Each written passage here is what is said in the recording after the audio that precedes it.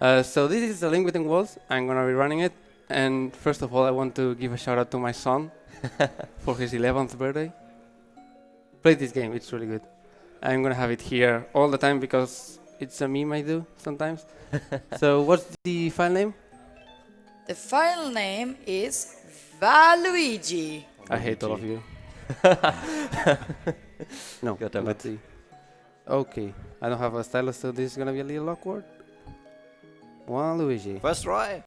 Awesome. Ah. I'm gonna start and reset because that's 40 frames faster. I think we all agree on that we don't do like Waluigi memes right here. Not a single one. Okay. Memes? I thought this was a meme-free one. Okay, I'm ready to start. 3, 2, 1.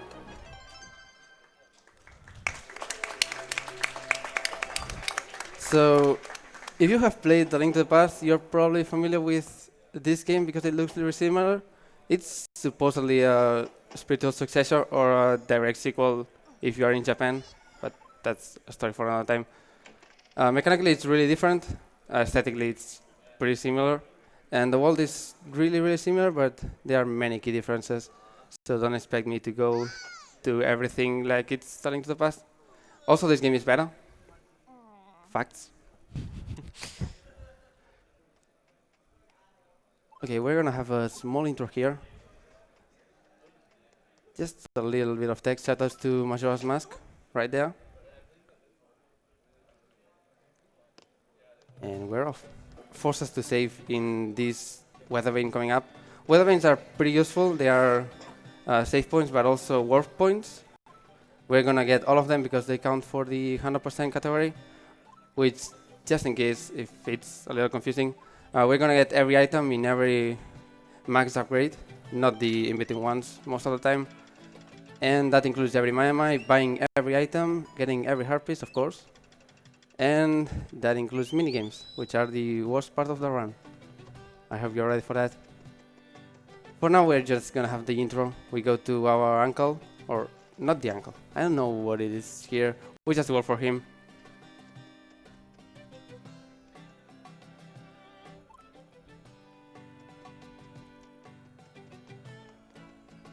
I think it's like the blacksmith where he like has like this summer job, I guess. Makes sense. But Yeah. this is the captain of the Hyrule Guard. He requested a sword and a shield, but he just takes the shield. So we have to go and deliver the sword to him. Except we are not gonna do that. I mean, why would you deliver a sword if you can just use it for yourself? Well, we have to do a little detour first. Just a small one. Okay, first of all, first tree coming up. I have to jump over this bush. And we didn't do it, sorry. Okay, in Kakariko there's the first weather vane that we're gonna get. This is a pretty important one because we're gonna work here like 8 times.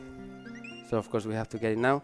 And instead of going to deliver the sword, we're gonna go to Death Mountain right away, which is normally closed, with the power gloves being a restriction for it. We don't need that.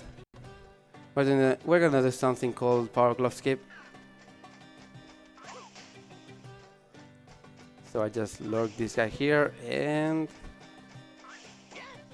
do that. Okay, I'm gonna be safe here. I need 10 rupees before this, not this cave, but this section ends. And that means I need good RNG, but I also need to die. So I want to take a little bit of damage. Oh, nice. Usually just hope you get 2 blue rupees. Any other thing than that is really bad, and I didn't get that. So I'll have to farm a little bit more. Okay, so watching this cutscene is really important because it's gonna tell the game that we are ready to go to Tower of Hera. So we need items. And that's pretty crucial coming up. No relay cycle. Sometimes the rocks decide to just go really, really fast and use that.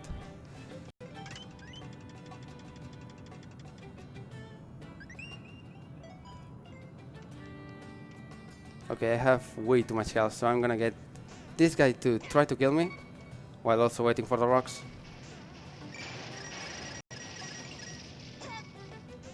Oh, extra rupees, why not?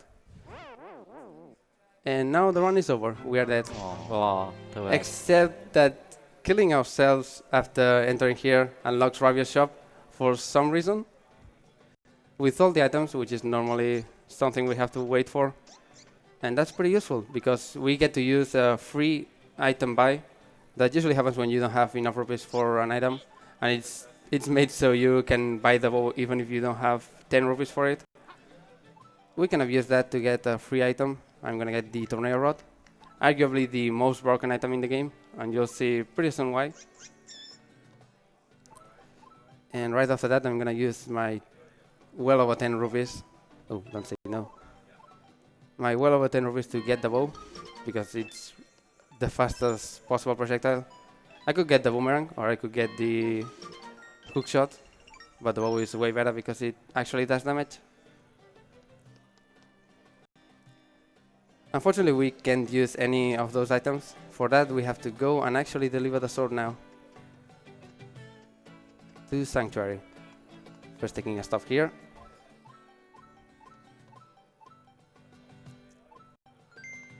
And now we go directly to it. There's another weather vane there. It's completely useless. We don't really need to go there at any point. But I still have to get it because 100% rules.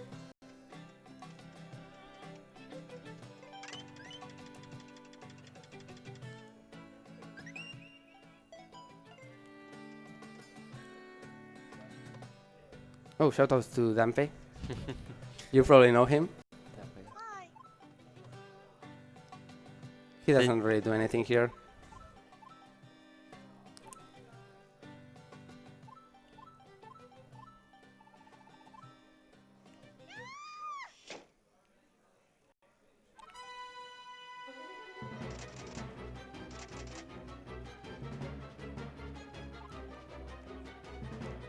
Damn, the door's locked. We can't do anything. Except, of course, there's another way. Why would there be another way? There you go. Finally, you can use the sword. Yep. I need 50 rupees in this section. There are a few rupees around here. Unfortunately, I have way over the rupees I need. So I'm gonna get 5 extra probably. Or 5 more than I actually need. Also, I can't really see anything compared to how I usually play. So I have to watch a little closer. Okay, the lamp there is really important because it unlocks the first item slot. And now we can actually equip and use items. Which is really important because, of course, you can't really beat the game without that. I forgot that I can just do that instead of getting the extra rupees. That's okay.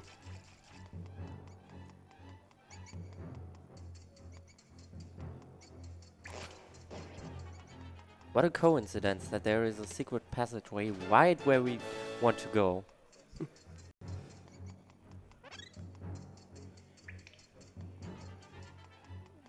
And hopefully these ghosts will be nice to me. They can have a lot of patterns. Unfortunately, it was a bad one. But hey, I got a rupee. I'm gonna try to get as many rupees as possible. The rupee route is kind of tight in some places. Right now it's not really a bother, but I'm gonna need about 7,000 rupees later. So that's important.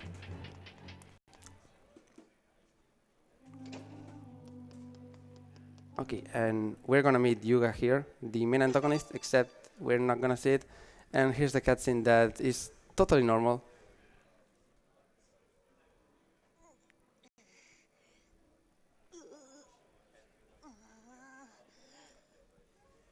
Looks totally fine to me. Yeah. Hi, Rabio. Hi.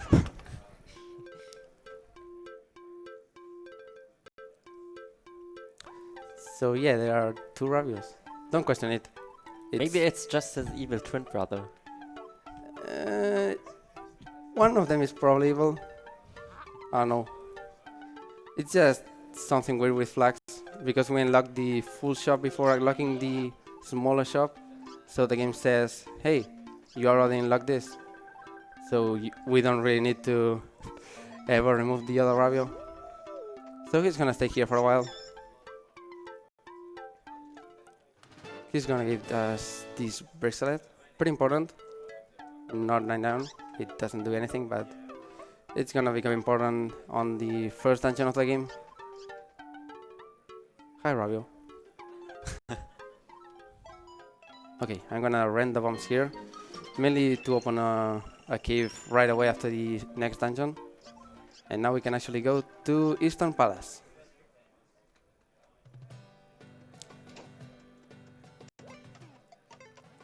Every dungeon kind of has an item theme. You have to rent the item from Rabio before trying to enter it.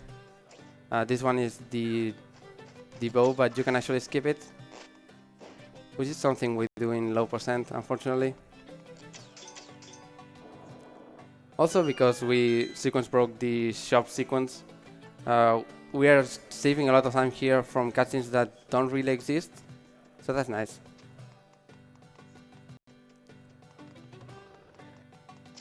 And of course I have to get this.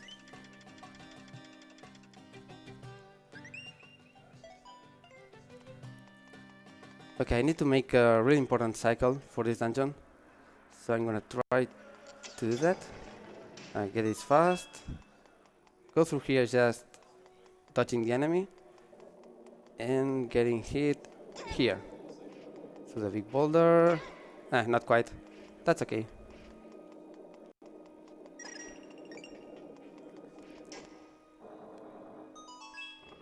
This part is gonna be pretty straightforward.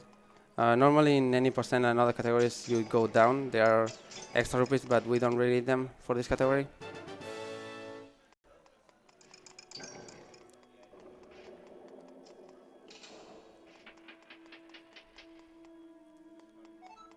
Okay, mid boss coming up. Pretty easy. You just spin attack twice.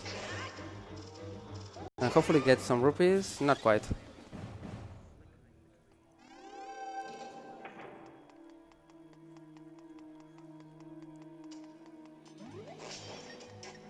Okay, first skip or major skip of the run, not power glove skip.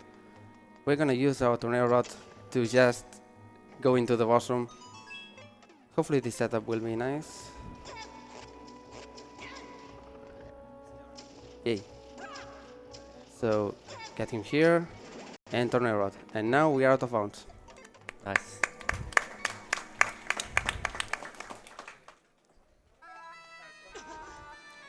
Now we actually get to meet Yuga and Osfala, which is Sahasola's apprentice. He rented a Sun Rod to try to fight Yugana, or Yuga, not Yuganan. Unfortunately, the Sun Rod doesn't do any damage, so good luck with that. This is a pretty easy fight. You just do the same cycle every time. But it looks nice.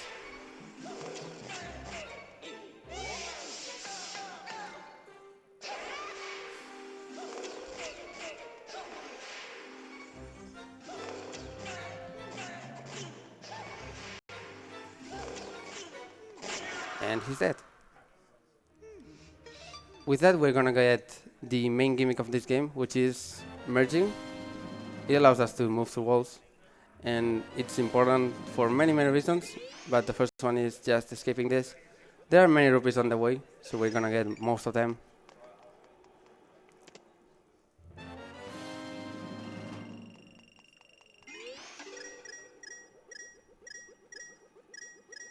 I should exit here with... yeah, I'm good on rupees.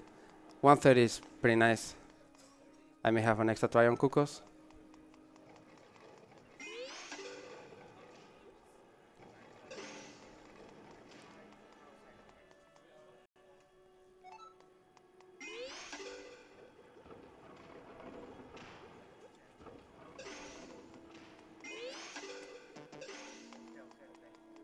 And another 100 rupees here.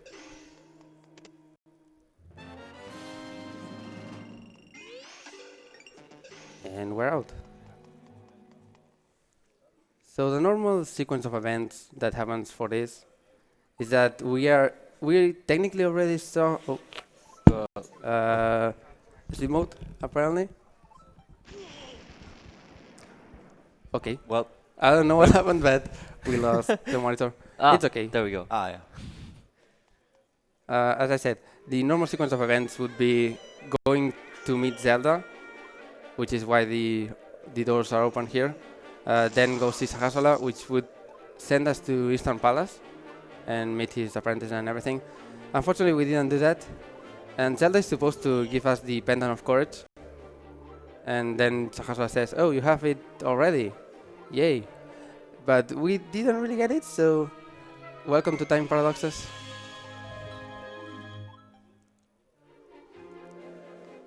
I'm gonna quit the box here and go activate the Maiamai quest. If you're not familiar with it, there are 100 baby Maiamais that we have to collect to upgrade all items. I'm probably gonna forget at least one of them, so I'm sorry in advance.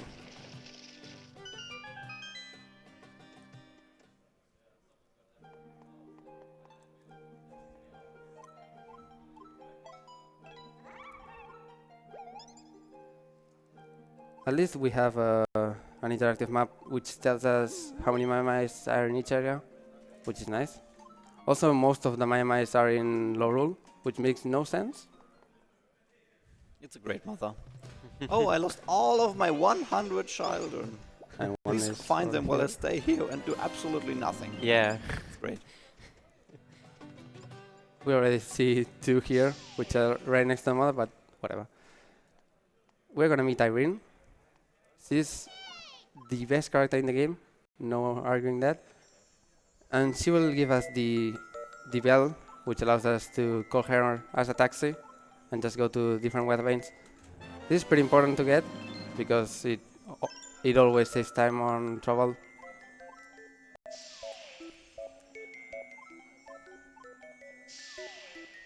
She also tells us to go see her grandma, and we're gonna do that. Mainly because there's a Maiamai inside. We're not gonna talk to her.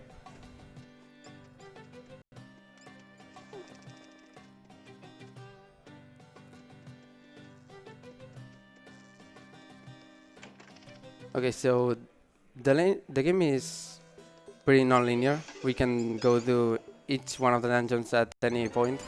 We're gonna go get the flippers first, which are needed to get to House of Gales. But the flippers also kind of unlock the Pegasus Woods, so that's pretty important. Get this.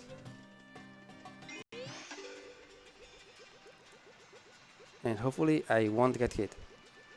Not that it matters, but it feels bad. Oops. It's bad, man. You twice. And I'm probably gonna get sniped for... Oh no, thank you. Okay, this is Shady Guy, fastest guy in the world. Because we're gonna bump into him here. And then we're gonna warp to Kakariko, and he's gonna be there already. He stole something from the Zoras, which we have to buy from our own money.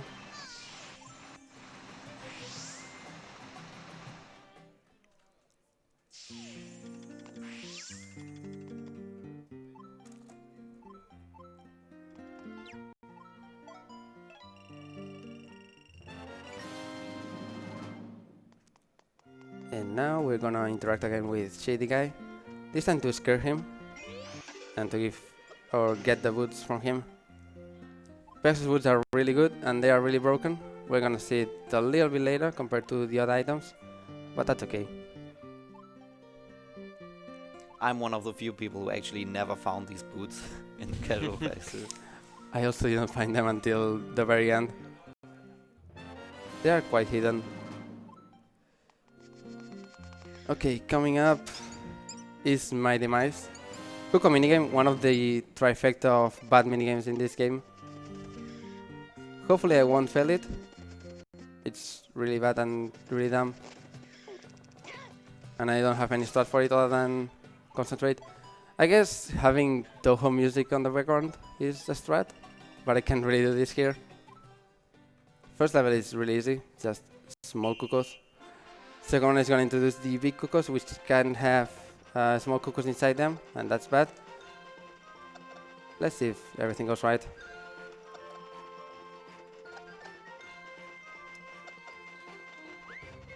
Also, I'm very tight on money, so if I fail any of them, that's gonna be bad.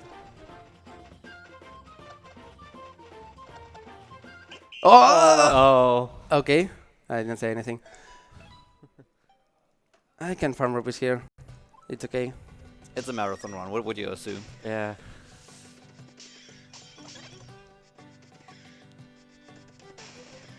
Oh, I'm not getting any single rupees. Getting good RNG in a marathon. Let's reset that. I have backup rupees just in case, but for the first level, they are not really worth it. Wow. Come on. Come Wow. on, game. Oh, wait. This guy. Guaranteed drop. Okay. Okay, let's not suck at the easy part of the minigame. So, time to concentrate.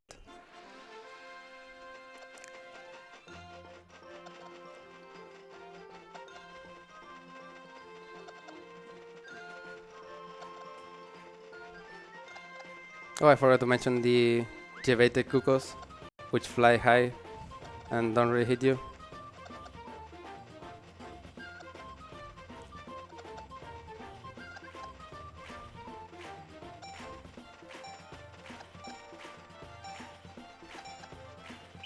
There you go. Nice.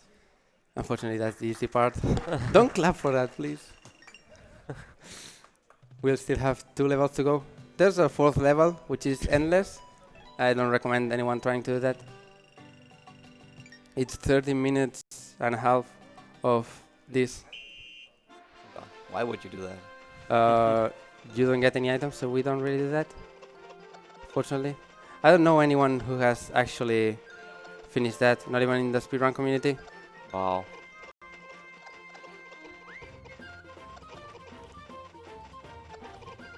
Oh, this is... Oh.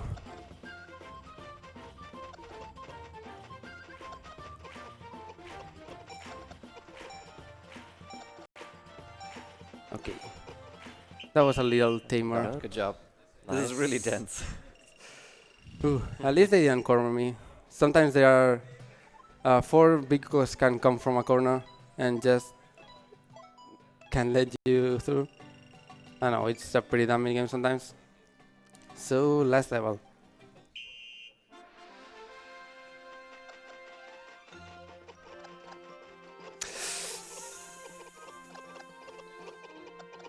Okay.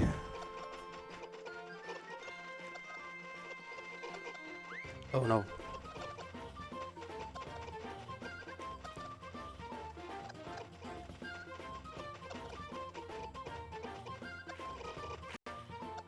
Oh no. This is a bad pattern? Okay, thank you. Nice. We are through. Nice. Good job.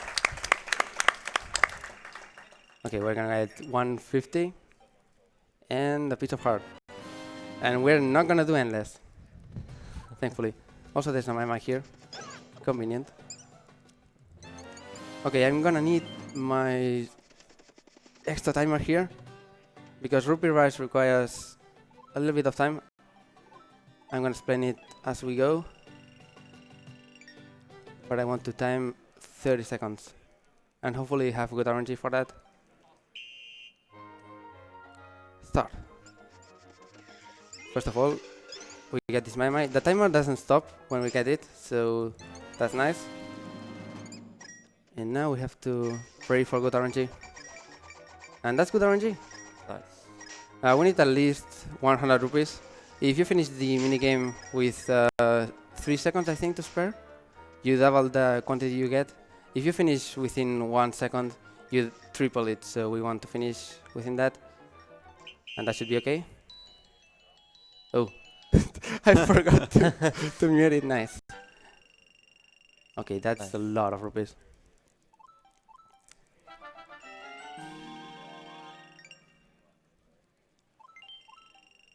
And now we're not gonna see a minigame in a while, so that's nice. Minigames in this game and in this run in particular are the worst.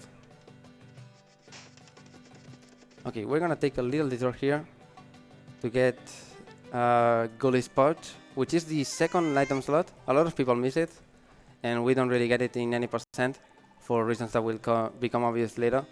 But of course, this is 100%, so we need it.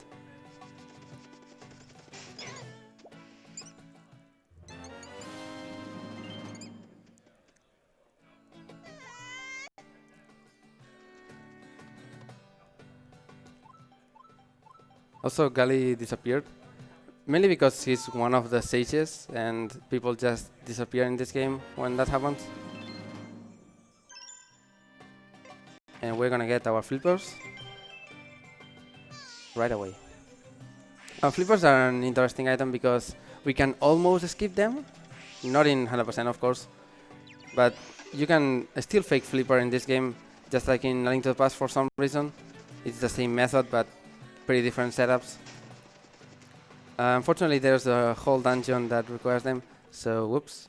Oh, okay. I confused my buttons for a second. So we're gonna meet Oren. She's like that because reasons, mainly because the shady guy did something. Also, there's a cutscene in there, so we're gonna skip it, hopefully. Just like that. The game's weird camera is because most elements are like tilted, not towards it. What's the other one? Whatever. They're tilted in a way that looks like the original Link to the Past sprites. So that means that those pillars are really, really close to the wall, and we can use that weird collision to just do that. We call this fish skip because the cutscene starts her eating a fish. And the cutscene is still there. We could go and see it. Hopefully I won't. But the hitbox is sometimes really bad.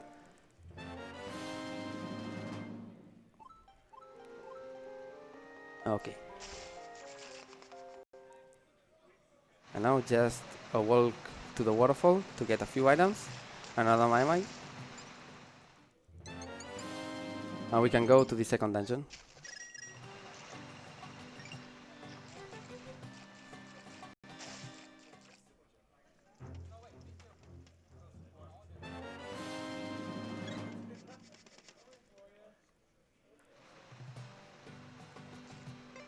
Okay, we're gonna go to Link's house and go get the hammer right now. The hammer is the only item we need to finish Hyrule right now, or the only item we are missing. And for that, Ravio is gonna have a discount for it of 20 rupees instead of 50. And of course that saves a lot of money. So we wanna do it right now.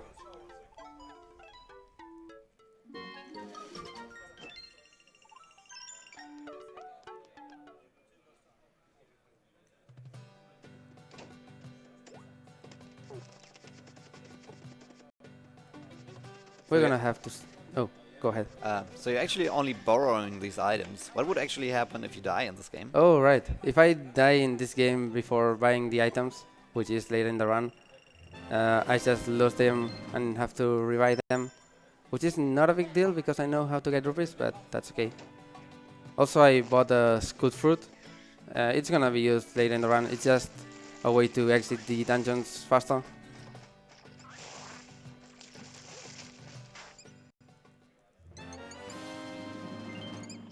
Okay, next dungeon is House of Gales. It's completely original from this game, so that's cool. It's also kind of dumb, but also really broken because the main item for it is the tornado rod, and we already saw that you can do pretty interesting things when you can just go up.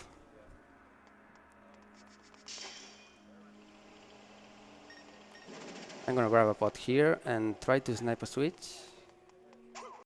Yay. And thanks to having 2 item slots, this room is gonna be really cool and really fast. I can just place a bomb here, do this.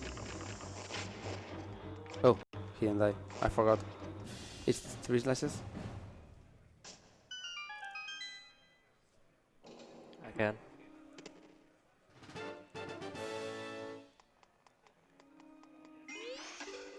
Okay, next room has a faster strat that I'm not gonna do because it's really inconsistent and loses you health. So you can sometimes die if you don't be careful with that. I'm just gonna do that. And we are gonna try to do this room fast. I can place a bomb there. Oh. Not really. Hit the switch and then ride this wind as the switch activates. And that saves a small amount of time because we're already riding it. And here I'm gonna try to get hit as I lift, skipping that.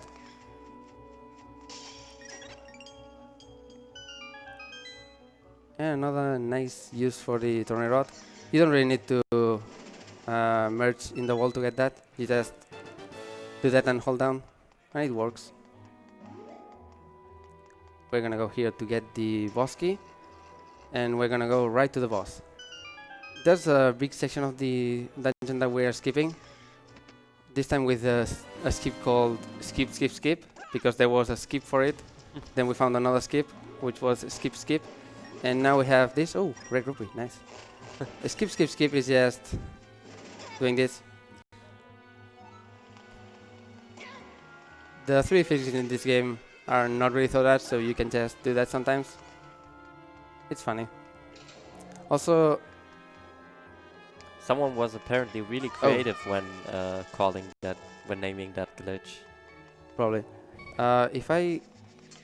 Thank you. You can just hover with hover boots or Pegasus boots there. Oh, they have hover boots now. Yeah, hover boots, yep. You just hold back when you start dashing and do that. This is Marco. Hopefully he will be nice to me. There's a very specific start for him. I just place a bomb. Each one of these floors, I guess, how would you call them? I don't know.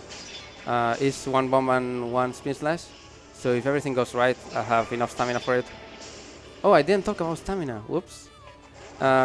There's supposed to be a stamina meter, but we skipped the cutscene for it, so we don't really know how much stamina we have. The game has a universal stamina for every item, including bombs, arrows, etc. And each one uses a specific amount of stamina, so we can easily predict it. In this case, I ran out of stamina. You can void out, and that gives you all your stamina back, so that's nice.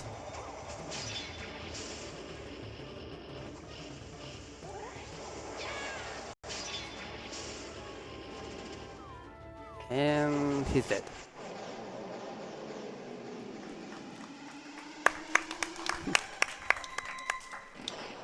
Fun fact, the hard container coming up is the only hard container that is faster to get than to skip, because we would have to wait for the pendant to appear, and getting it is faster for that. The one in Tower Hera works similarly, but you can technically skip it. I'm not gonna do it here, of course, because I have to get the hard container anyway.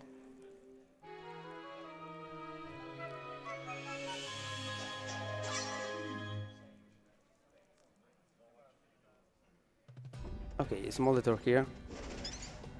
We're gonna go to Hobo, because it's the best possible moment to go there. And if everything is right, this next Maiamai should be Maiamai 10. And I should probably be right. I didn't see the number on the other one. I have very specific Maiamais that I look for to see if I skipped any. And yeah, we are right. So this is Bird Lover. He likes birds. He also talks really, really slow.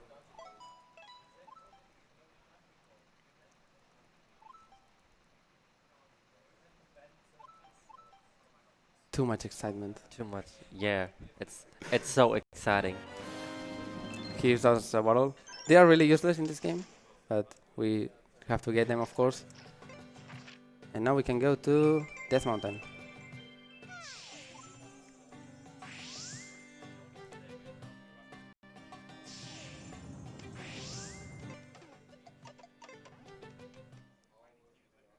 we have to climb that mountain first before going to Tower Hero, of course.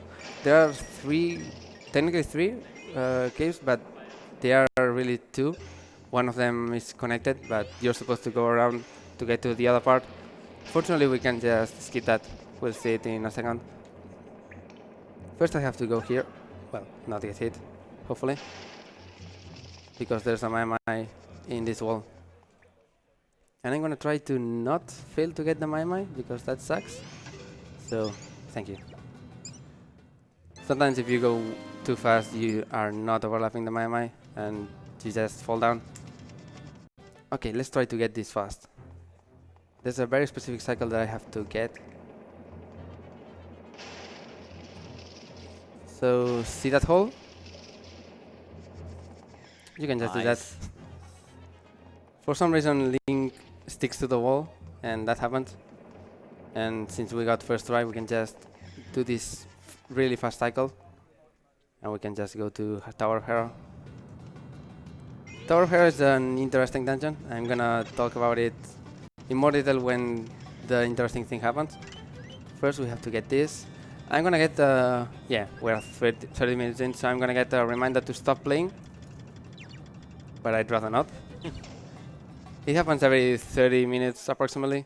So we're gonna see about, I want to say 4 of them, but it's probably 3. I think I remember this dungeon pretty broken. Oh, it is. Most dungeons in this game are normal to get that, but there are some dungeons that need to have loaded floors that are not the floor you are in, and this is one of them. So the way they do that is that the floor you are in depends on your position on the, I guess it's Z axis, maybe Y, I don't know, the upper one.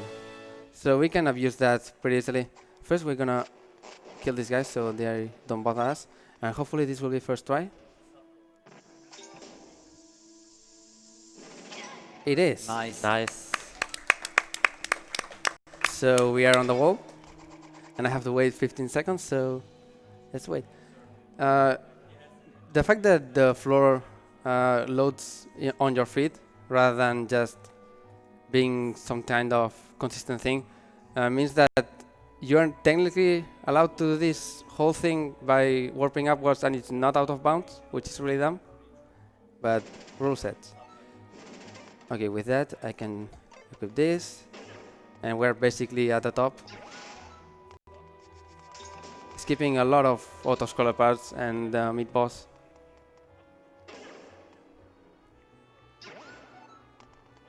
Also, that was the hardest trick in the run, so I hope that everything goes right after that. It's just 2 frames. We used to have a few 1-frame tricks, not anymore. So I should be more consistent this time. Fast strat for this. Shoot an arrow there, another one here. They are not in the way, nice.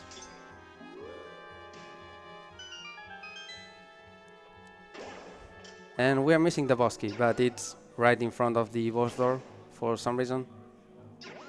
That's pretty nice of them to put it there. Yeah.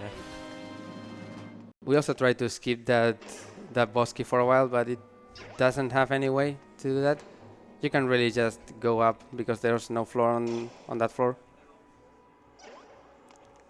It's like really inviting to skip the whole dungeon. Like, here, there's the boss key right next to the boss door. How about you skip the whole dungeon and just get the key? Okay, shoutouts to Moldorm. People say he looks like a hamburger. Not really. I failed the first shot, but that's okay. Oh, I'm failing a lot. Okay, so the bow deals 2 damage, which is the same as Master Sword, so we can just do 3 bow shots and 1 sword slash. Good job. Nice. He was nicer than normal, so thank you, Moldorm. He's always infamous, or in any game that he's in, really. He's infamous for really, really bad to fight. And as I said, I could skip this by going down and then going back up, and that makes this pendant spawn. It's way faster, but we need the hard container anyway.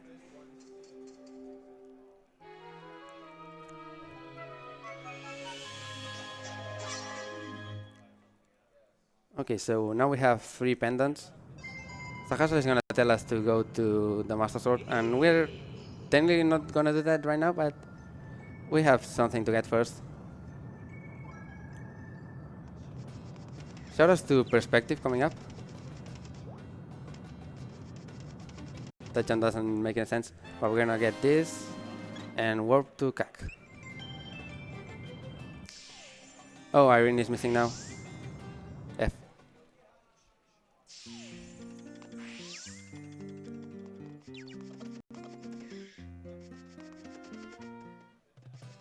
Before Master Sword, we're gonna go here to get the possibly worst item in the game. The hint glasses. They are basically to get hints. So we're not gonna use them at all. But they are needed for 100%. We tried to route to a speedrun that would get every single hint in the game. But no. you have to pay, I think it's 5 3DS coins every time. So you couldn't really do that in one sitting because they are, I don't know the exact numbers, but you would need about 380 coins and the max you can have is 300. Wow. So yeah, everyone just didn't do that at all. Shout out to Mamgar for trying to do that.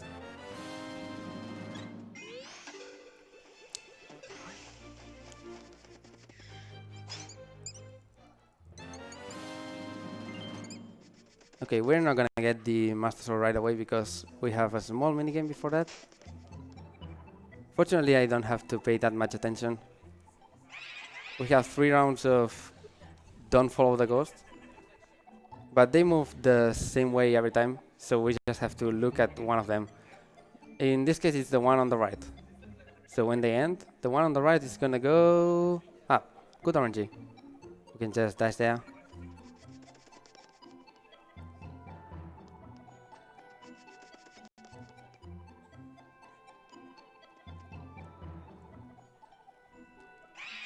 Second one, we have to not follow these 2 guys, but it's the same concept. They are gonna end on the north and south part of the ring, and you just follow those.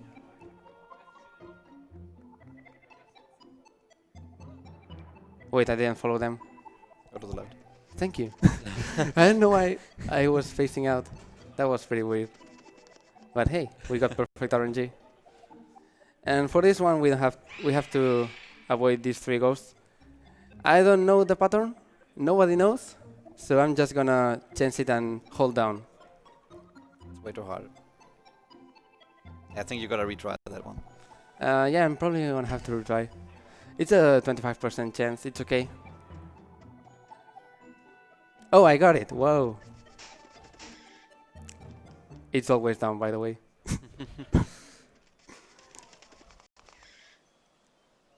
Here's the Master Sword. Deals 2 damage. It's a good upgrade, of course.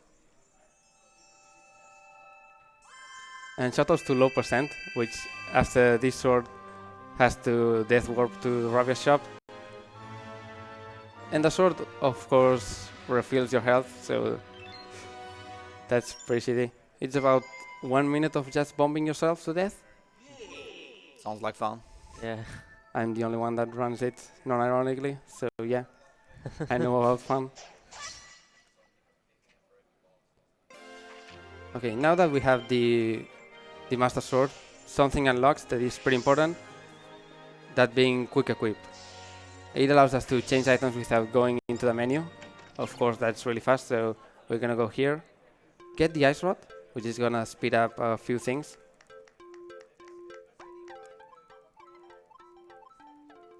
Oh, and we can buy items now, but we're not gonna do that. Not yet. They are really, really expensive.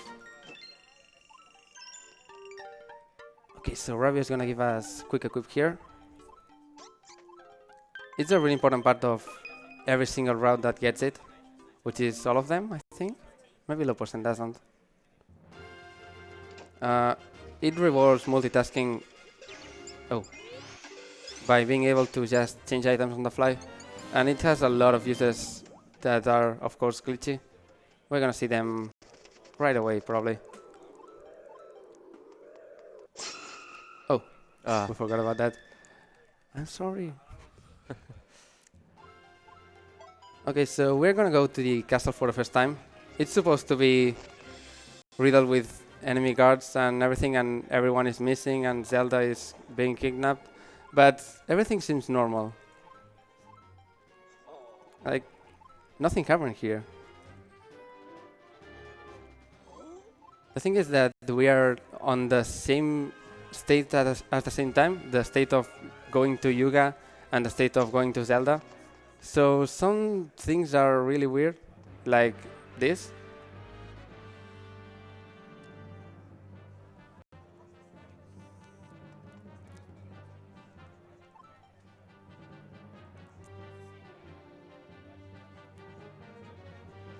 And we still have to wait and go to see Zelda, of course. These guards can be seen on the wall there. So they technically don't exist. And we have to wait here for a while. This time I'm not gonna do anything. Sorry, chat. Not even reading the lore. Oh. Yeah, technically reading the lore is, I think, 6 frames faster than waiting. Hopefully. If you have perfect mashing. Of course, I'm not gonna do that.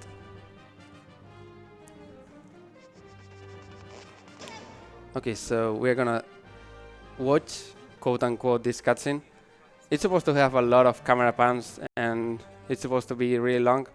But by being at this weird mixed state, it's way faster for some reason.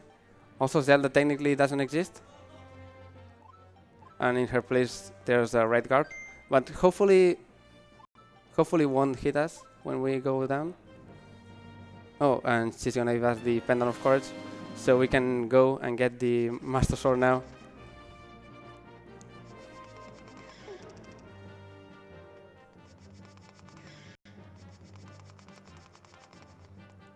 Okay, hopefully this guard won't be a jerk. He is.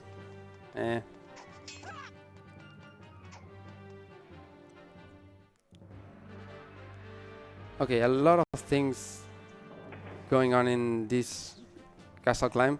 First of all, I'm gonna do 3 bow, 1, 2, 3, and 4 to stunlock that guy to death. And hopefully get hit here, so we can just power through it. In this room, we're gonna see the first instance of quick equip cancelling. I'm gonna hit that guy and bring up the quick equip menu so that I can do it faster. It didn't look that much important right now, but that thing is gonna be really important later on. And here, this is one skip that was found, I think, on... Oh, why didn't it activate? On day 2 or day 3. You can just skip that room. And with that, we can go and see Zelda get kidnapped. This is the first and only time that we're gonna see Zelda until the end of the run. So, hi Zelda. Hi. Too bad. Oh, shoutouts to Smash Ultimate, which has this Zelda design in it, and I was super hyped for it. Coincidentally, they didn't put Waluigi in. Yeah, I wanted to do that joke too earlier, but Oh, Keep Wait. it that way, Nintendo. please and thank you. Okay, so you guys gonna go to the top of the tower, and he's gonna try to stop us with a few guards. But he doesn't know that we can just go fast, so we're gonna go diagonal and dash. Bye. maybe Nintendo thinks about it when they see Waluigi rescuing Zelda. No, it's not gonna happen. Shut up. I can go diagonally in these stairs, but you bonk randomly, so I'm not like that. I know. I just go straight rather than risking a bonk.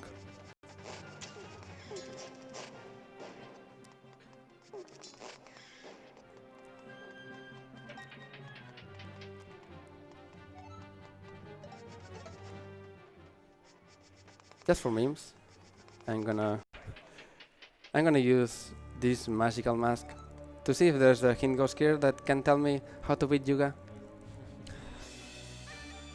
Nice. Oh, shoutouts to this thing coming up. It's an absolute bop.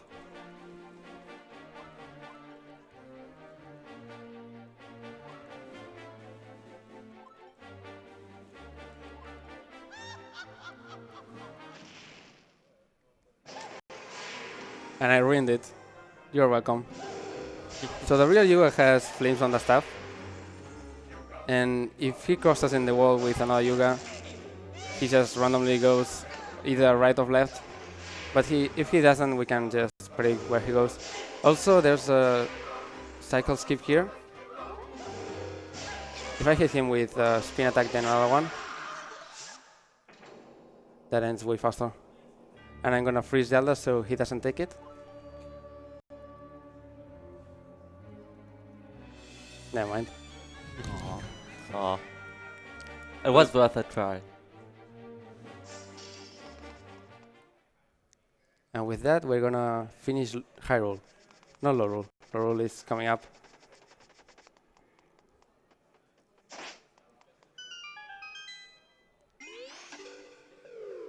Sorry for your bitrate. I don't know what bitrate we have, but this usually destroys it. So it's gonna look like absolute shit for a while.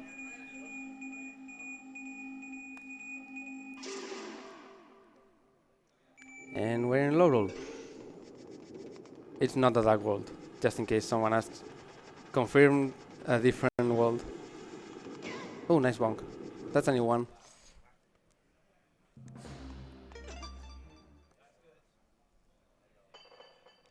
Okay, so we're gonna wake up in the blacksmith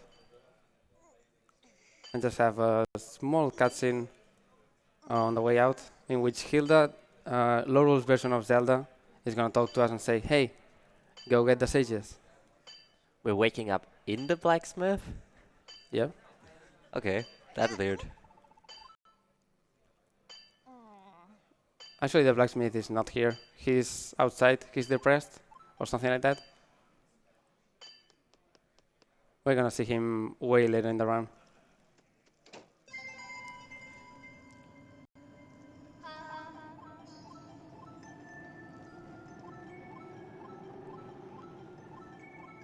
I'm gonna try to go for music skip. Hey, if you get that the weather vane fast, you can just skip the music. And we're gonna go right away to the dungeon that is closer to us, that being Thieves Hideout. It has a lot of benefits for being first, and it used to be first on 90% until we realized that it can be last, which is technically not possible normally. It has about, I'm gonna say 500 rupees? No, not that. Probably more like 300. So we want to go here and get it. Also, it's the worst dungeon in the game in speedrun terms, so it's nice to just do it right away. And there's a routing reason, but I'm not gonna reveal it right now. Just to be safe, because I can die on the mid-boss coming up, I'm gonna grab some health. And in these Lorule dungeons, there are actually objectives now. Oh yeah. You actually need to grab like a big chest, other than just going to the boss straight away. Yeah, there's a big chest in every single one, which contains a completely optional item. And we need to get all of them. I wanna get hit here, so I don't have sword beams. Sword beams are bad, because they don't deal as much damage. And yes, we have to do this normal. This dungeon in general is done quite normally. You're not gonna believe me in a few seconds when I do something, but we have to do this room as normal first, mainly because we would soft lock if we went from the other way. So solve it. And now we're gonna take our time to move the statues to another place.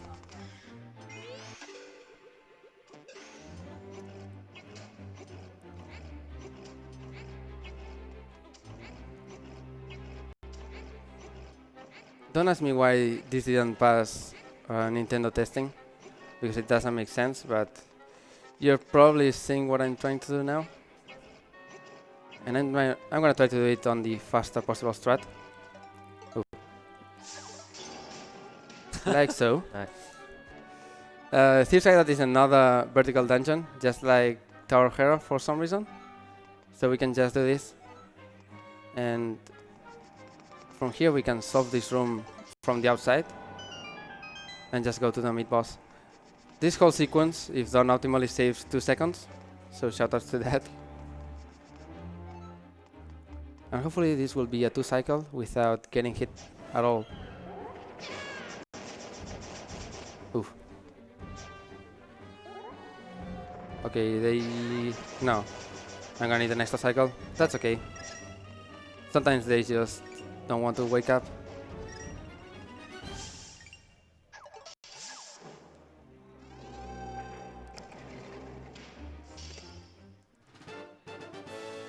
And now it's time to do the boring part of the dungeon, which is unfortunately most of it. We're gonna meet Thief Girl.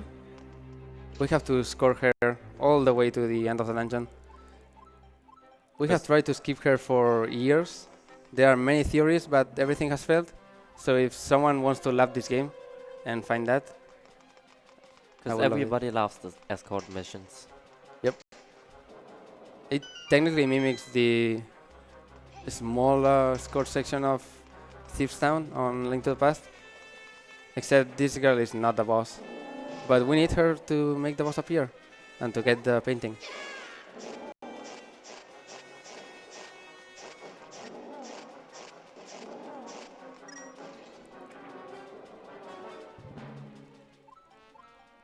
And of course we can really go fast with her, because if we dash, she's gonna just stand in place, which is good for placing her in switches, but it's bad for going fast.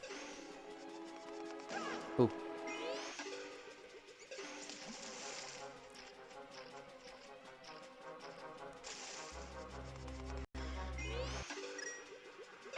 Also, I would like to note that the big chest, which is in this room, can be accessed from out of bounds. So if we could technically skip Thief Girl, we could just do this in 100% as well, instead of just going to the end.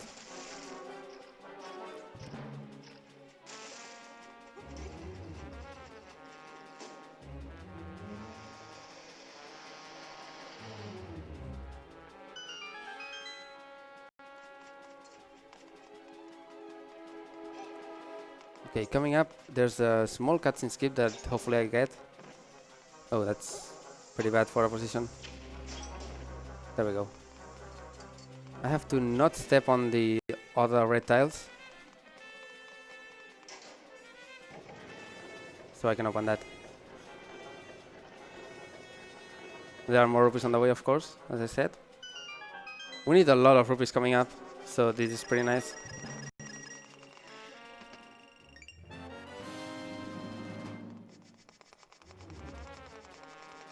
And here we're gonna see the cutscene I skipped. And now we don't have to fight them, so of course it's faster. Coming up, there's this really small trick that I like to call the Ben Stephens drop.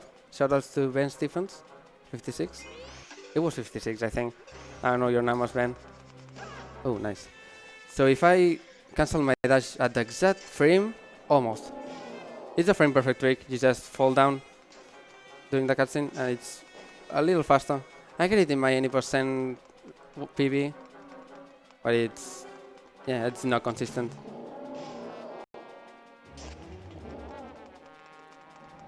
Going through this, if we didn't solve this room as we did, we would have to solve it right now with Thief Girl on the door.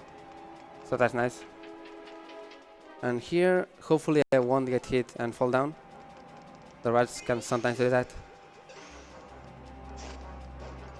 Oh, that's a monster part. I'm gonna get it, yep. They don't do anything, but they have a small cutscene, so that loses time, of course. They are not part of 100%, because the potions they are used for are not permanent. So you still lose time for it. Oh, I got a really bad bomb position there, but that's okay.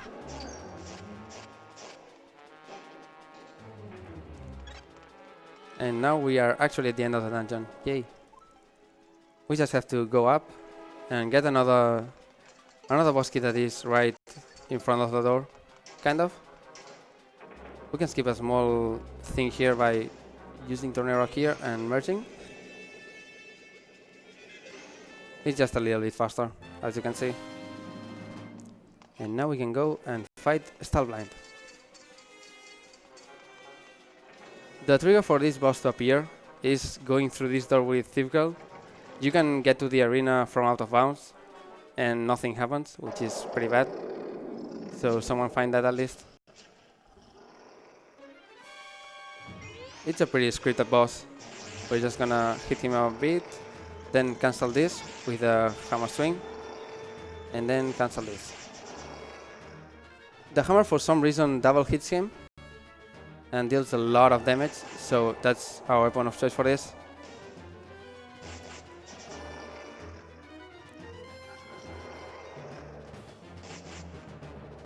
Oh. Well, that was fast. Nice. It was good enough.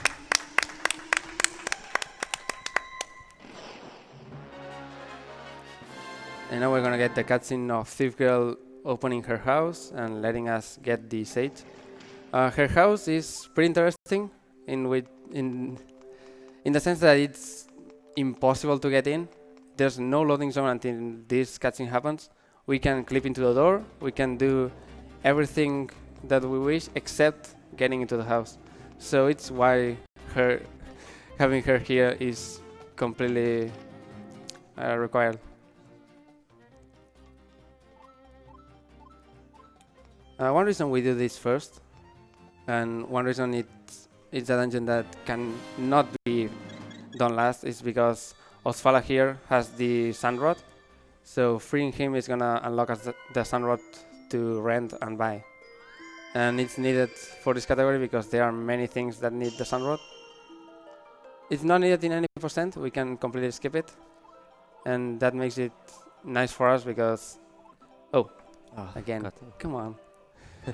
That makes it nice for us because this cutscene overlaps with the cutscene of getting the Triforce, and that makes it completely skippable.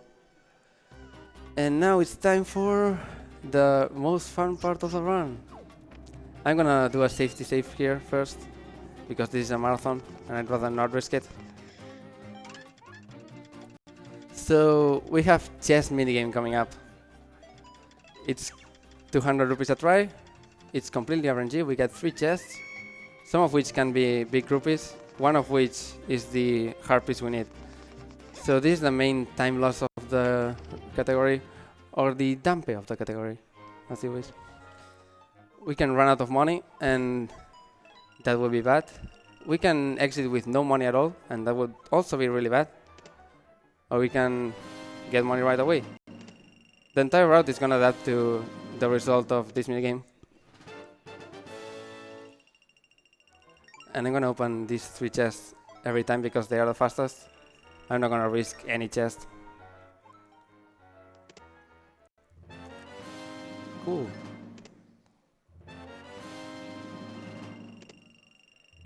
Oh, nice. That's 2 extra tries, so we're gonna be here for a while. Okay, 3rd try.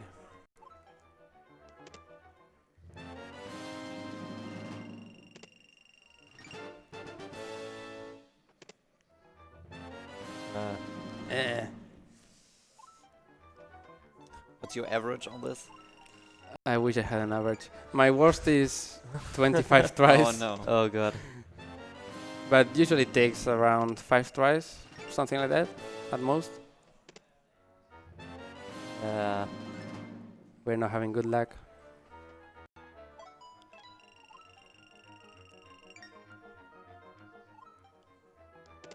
This is 5th try, I think. We're gonna get a few extra from that.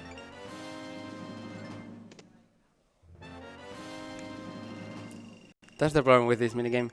If you don't run out of money, you can be stuck in a limbo of trying to get the harpies for a lot of time. Hey, a monster horn. Now we have one of each part.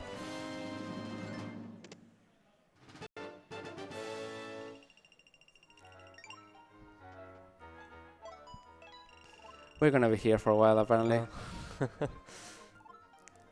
7th. not a good start. Eh. Okay. Can I get a Bless RNG, please? Yeah, come on guys. Spam that bless RNG in chat. We can see chat, so... Come on. At least I have a pretty round number of rupees. So that's 9th.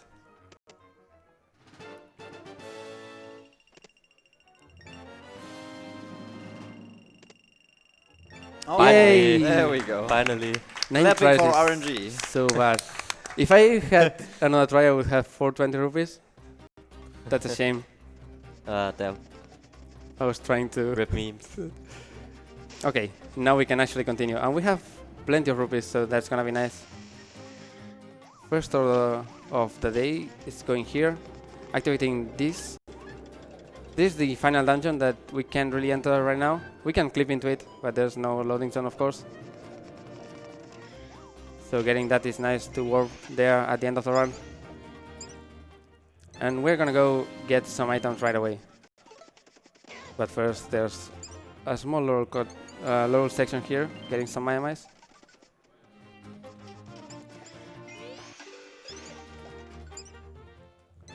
I failed to equip the bow like 3 times now. Come on.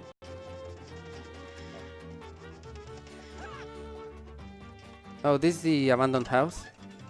It's supposed to be like Link's equivalent in here. It's not really revealed until the end, but if you want the spoilers, I can provide you.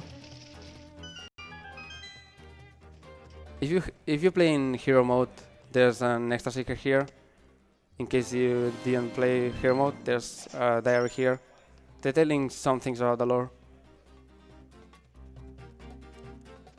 And now we're gonna go to this portal. We didn't really introduce portals, but you can just do that to change from one wall to the other. Sahasra is here to tell us about portals. We already know about portals, so we don't want to talk to him.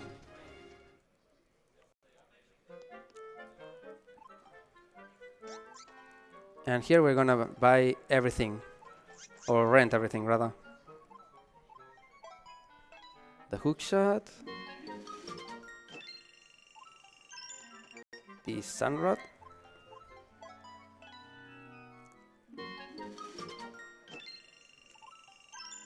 oh, I got a rival joke, I could explain that, and the fire rod.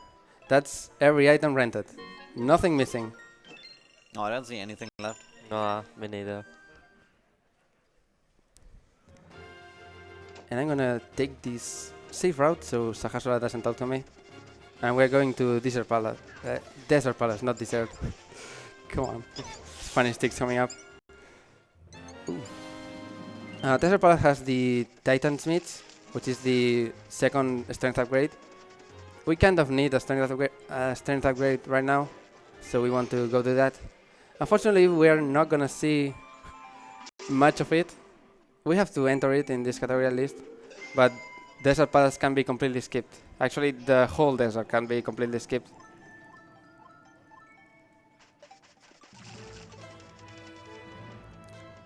This is Misery Mire. It's supposed to be a dungeon in A Link to the Past, but not here. In here we just have the boss from Desert Palace, and that's pretty important because it means that if there's a boss and there's some way to go out of bounds, we can skip it. So I'm gonna go here and do a nice rock clip because every rod can be used to clip out of bounds. Oh. That can happen sometimes. Come on. There we go. I'm gonna kill Marcus the Moblin here. Get the rupees just in case. And do a fire rock boost. In a precise position. Oh, okay. I like how you're using all of the steps. Yep. Right at this, all of the rods onto the spot. Except Sunrod. And that's supposed to be the required item for this, right? Yep. There we go. Nice. And we have a last step, so don't clap yet. There's supposed to be a boss. It's called Zaganaga. We fight him in low percent, and I love it, but Oh, well. Well, just gonna get that heart container. and the sage, which is Irene, my girl. That skip was found in or revealed at SGDQ 2014, I think. Probably 15. No, whatever. It was found there and revealed there. And I like to call that out because in that run he did a lot of dumb things, which getting a lot of rupees that he didn't need, but because he wanted to reveal that trick, the route was so suboptimal that he didn't have any money to buy anything. And now we actually know how to run this game, fortunately. Okay, I'm gonna activate this because it's the best moment to do it. I'm gonna stop playing. Never mind. And we're gonna do another out of bounds here and get right on the edge. Not quite. Oh, don't do that. Get right on the edge. Not quite. It's a pretty precise position, so right no. Right. Come on now. You got this. The 3DS pad is sometimes really bad for this. That should be. Oh, that's. Well, it just nice. looks easy if you get it first try, right? What do you mean? I'm getting it first try. Yeah, This is first try. yeah. That's not gonna work, I think. Yeah, it worked. It should have worked. Yeah. Come on now. I don't have to worry about health, fortunately, because this is to get a heart piece. There we go. Wow. First try. Nice. Jesus. For some reason, stick to the wall again and go get this. The alternative method for that is going to the desert and doing a really stupid sequence, but we don't want to do that. We are actually going to see the desert now, unfortunately. But we don't really have to do anything because we can also clip into Desert Palace. Get a Maiamai here. And we're going to use our friend. He doesn't have a name. Marcus had a name, but not him. He's our friend. To get in on this railing and then get a specific angle. Come on now. Hey, I got it. Nice. And we're gonna go into Desert Palace. Sunrod is really bad, by the way. If you quick equip cancel it really fast, it has one pillar. But if you wait for a bit, it spawns all the other pillars. So sometimes if you try to go fast, you have to redo it. So I'm gonna try. Oh, you can also do that with Sunrod. I'm gonna try to not go as fast as I like.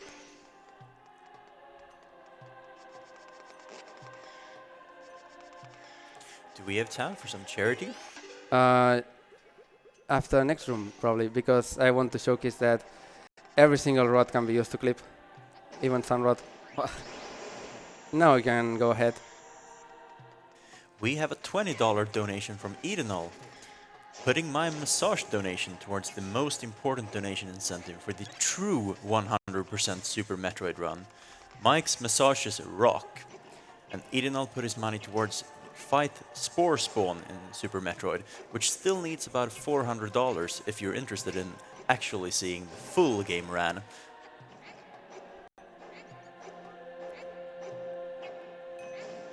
Okay, a small skip coming up. I'm gonna dash diagonally here, and that's gonna skip hitting a switch that has a small cutscene. And hopefully I'm not gonna fall down. Thank you. And here's this guy. He sucks. Hopefully he'll be nice to us.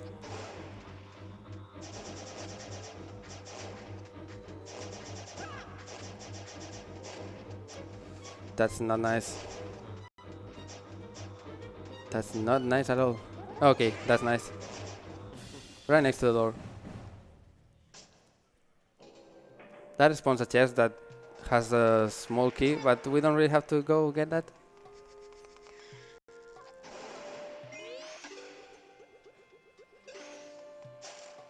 Oh, a little late. That's okay.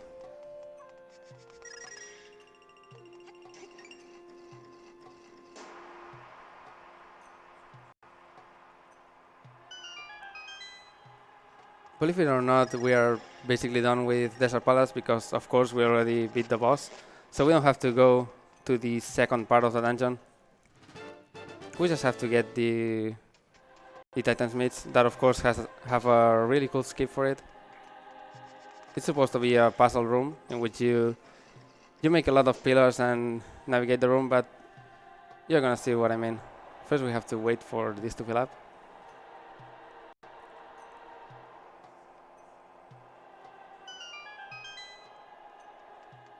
And we can just do that. And merge here. And that's not what I want. There we go. And now we finally get to use the Scoot Fruit we bought half an hour ago to get the Titan's meats. And peace out. Now we can leave rocks, and that's nice because we have a heart piece right next to our house, and we're gonna get that right away.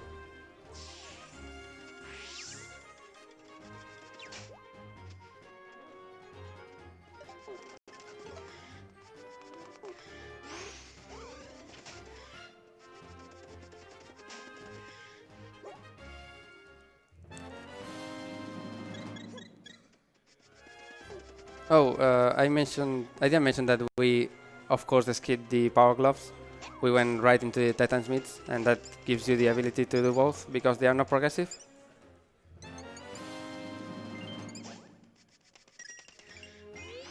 And we're gonna go do Dark Palace now.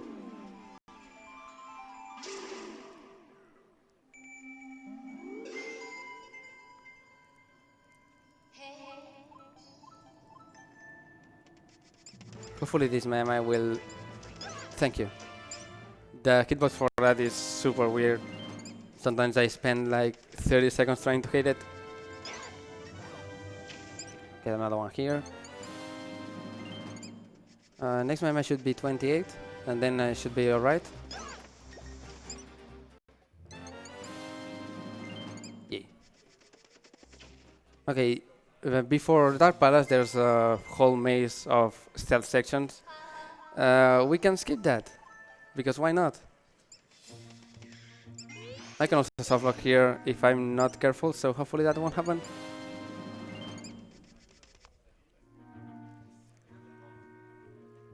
Instead of going up into the maze, we're gonna go down and try to use our Chomper guy here, which gave us pretty bad RNG, honestly, to push him here, stun him, and do that.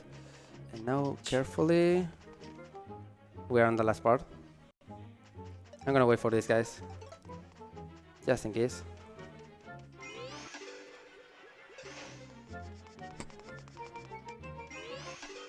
And here's Dark Palace.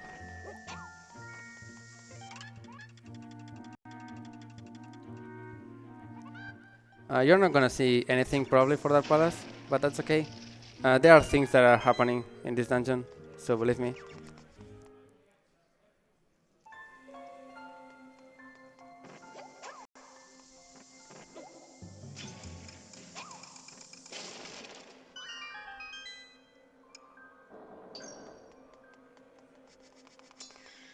I'm gonna bonk in the switch, and then place the bomb here, and grab the key. And if I'm fast enough, I can skip the cutscene here. Not quite, but that's okay. The main gimmick of this dungeon is getting 4 rays of light to shine down on the boss door, so it actually opens. We have to do that. There are no possible skips in this dungeon for some reason.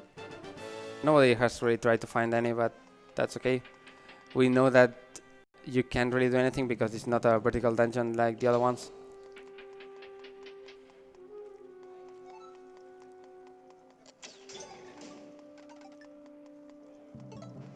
There are a few things in the next room that I need to get. I have 500 rupees, so I actually need a gold rupee that is hidden around here. There's a gold rupee in every single dungeon. Some of them are in chests, some of them are not. This one is right here. And I'm gonna try to finesse this. Yay. The way the walls here work is that the opposite switch is gonna rotate the wall. So of course we have to play that to place that bomb so that happens. And we got another master ore. Oh. I didn't talk about it when I got it in Thieves Hideout, not town. But master ores are used to upgrade your sword. And sword upgrades are pretty essential to the run. Oh, I don't have the bow. Whoops.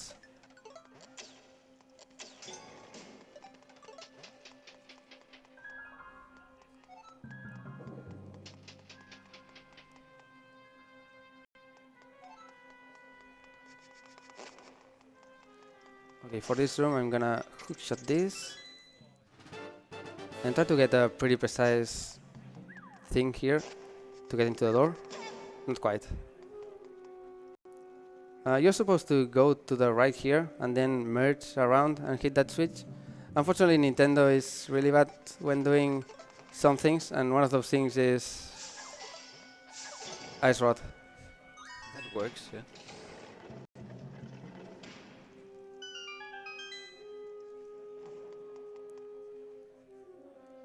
Okay, this room sucks and hopefully it will be alright. Not alright. Not alright, okay. Bombs sometimes just decide to clip the floor here. So I'm gonna grab that to regain my stamina. Hey! All of them hit. Nice. We get the boss key here. And we can go beat Gemasaur. It's a pretty stupid fight most of the time.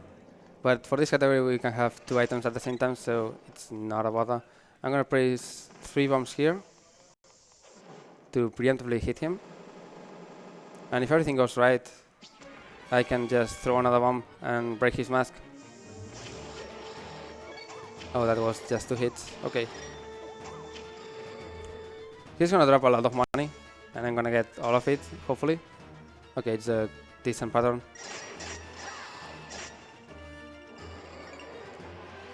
He's gonna enrage here. We have to lead the 2 torches in the room, so he stops doing that. And then we have to hope for him to hit us, because he can just wander a room indefinitely and not do that. But he did. Nice. He was a good boy this time.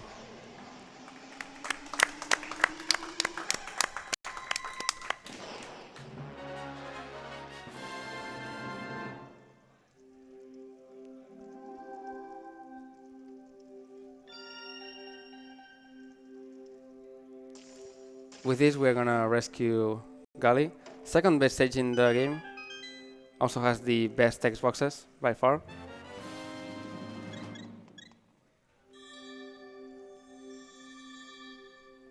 And it's time for some cleanup. Till we go to Ice Ruins, I think is the next one? Yeah, Ice Ruins. We have a lot of stuff to do.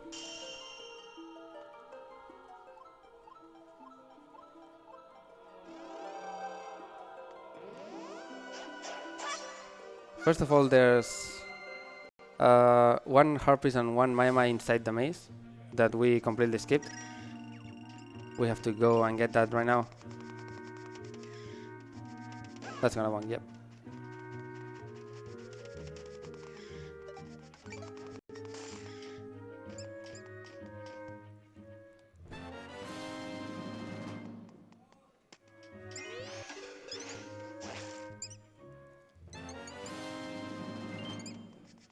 And now we're gonna clean up everything in this area, starting with this south part.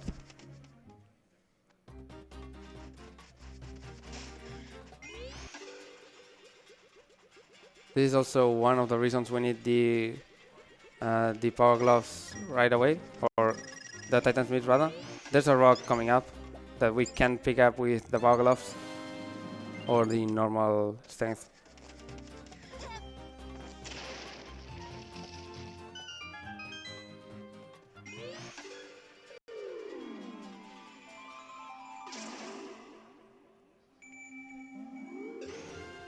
So dash up here, hopefully with good movement.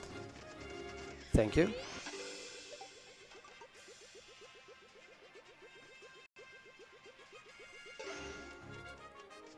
And grab this. I'm gonna try to snipe that guy. Not quite. Also shoutouts to Quick Equip cancelling the hammer. Probably the fastest one.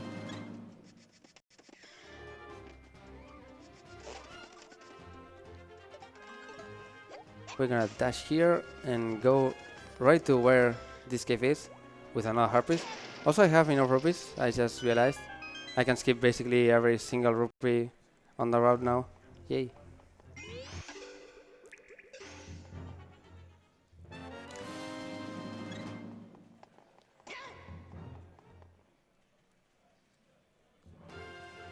Okay, dash diagonally.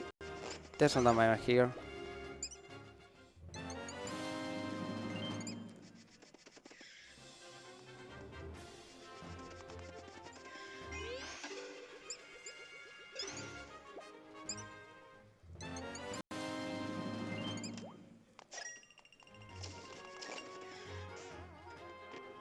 And another final Maiamai here, and we go back to the lake. 100 Maiamai seems like a lot to me. I mean, there are 100 Skulltulas in other places, and how many Poes in Twilight Princess? Not 100, but whatever. 100 is the arbitrary number. At least it's not 900 Korok seeds like in Breath of the Wild. Oh, sure. Never could complete that. I think I have 700 without the guide, which is already way too much. I mostly ignored them, so I ended up on like 30 or something. Okay, Lake Halia in Lorule has Turtle Rock. We don't really want to go into Turtle Rock right now, but we can access the Weather Vane and activate it for later. So we're gonna do that.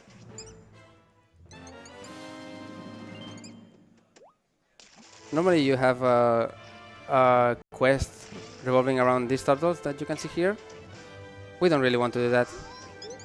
So instead we're gonna do something called animation storage, which we still don't know why it works, but I'm gonna go all the way up here because there's a pier, I guess we can call it that.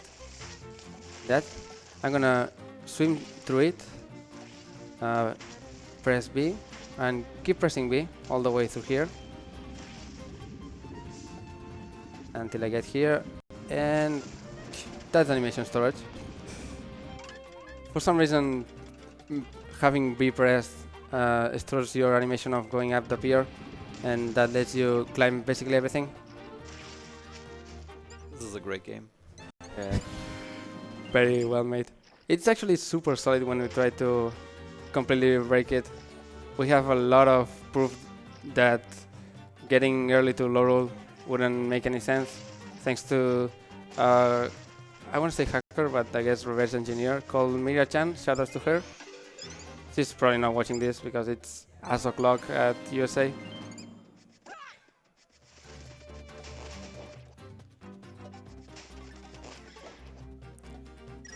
Okay, another mana here. Hopefully, yeah. I'm merging here for some reason breaks the skull. Doesn't work in many other places. I have a really important question. Is there gonna be another chest minigame? No. There's another bad minigame if you want that. I'll take that. I could get the gold rupee here, but I'm not gonna. Because I'm pretty good on money right now. Just I am here, and we're gonna get the letter in the bottle, which is basically someone who got stranded on Death Mountain after doing something. I don't really remember that, but he wants milk, so we are gonna take this and go find milk for him.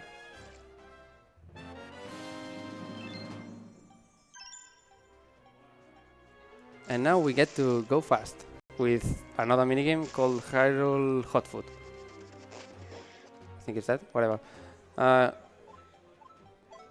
They're gonna tell us to go to the other side of the world in 75 seconds. It's actually extremely easy. So easy, in fact, that we are gonna use this time to get some Maiamais in the way and still have a lot of time.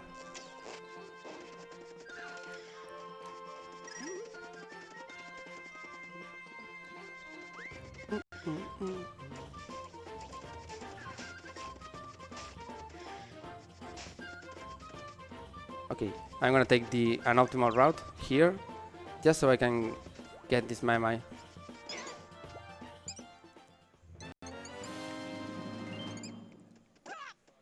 Then there's another one here.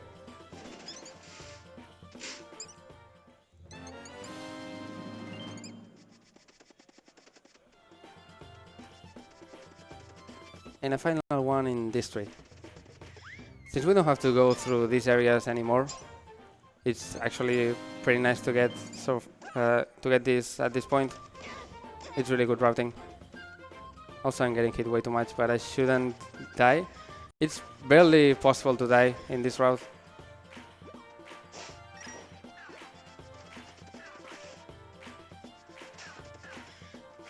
This looks like a 69 because it was bad. Nice. Nice one. And we have to do it again, but we can use this guy to just warp.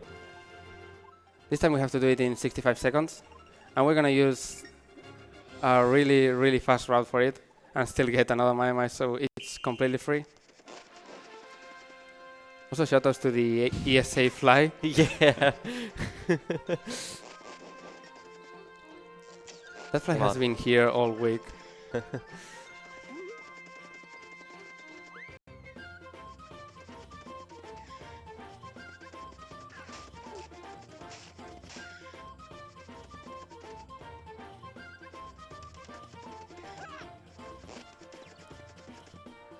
Okay, I'm gonna dash here and just keep going until I hit this tree. And that's the Maiamai we're gonna get for the second round. Now we can just go to the end. Even if we have 10 less seconds, it's so free.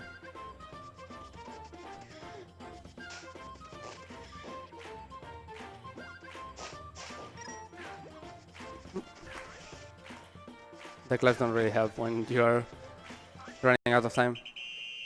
Not that we're running out of time, but whatever. Harpies.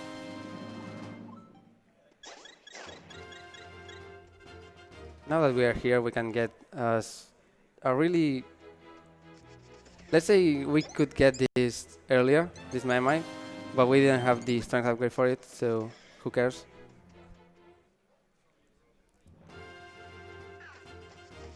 Oh. I'm gonna try to get the good start here, not quite. Get this one. And we're gonna go back to the cave we saw at the start of the run. And hopefully the Moldons will be nice to us this time. And hit us on the animation. Come on.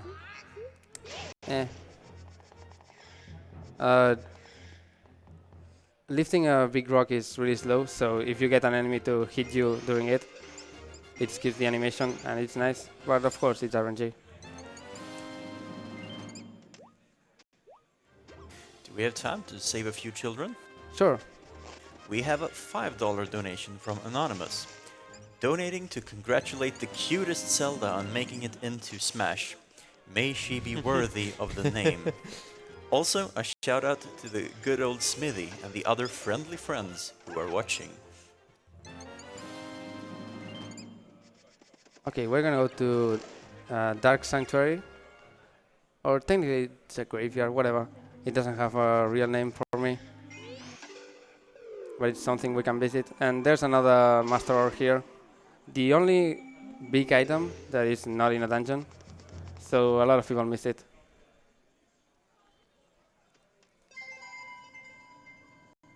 Thankfully I have 900 rupees, which is really nice here. If I had less than 900 I would have to get a chest coming up, but I can basically skip everything.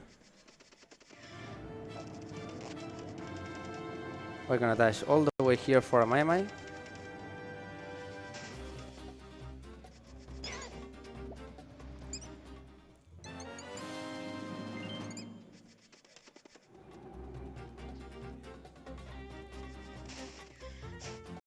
Here, get this weather vane that we're not gonna use at all.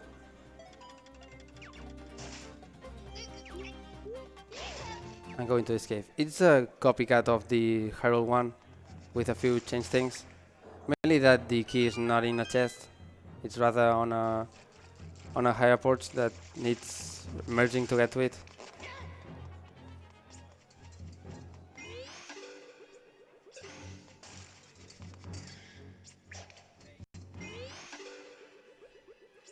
Here. There's a harpies here in Hyrule. We're gonna get it right away after this. And instead of 3 ghosts, there are gonna be 3 Igors, which is nice because they drop red rupees, and that gives us more money. Money is always good.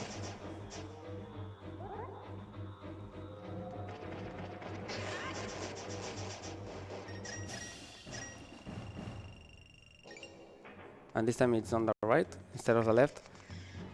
Kind of like in A Link to the Past. I don't know why it's left here on the light wall, but whatever. Here's the big chest. Here's another master ore. And we're gonna go grab a few other things and then finally upgrade our sword.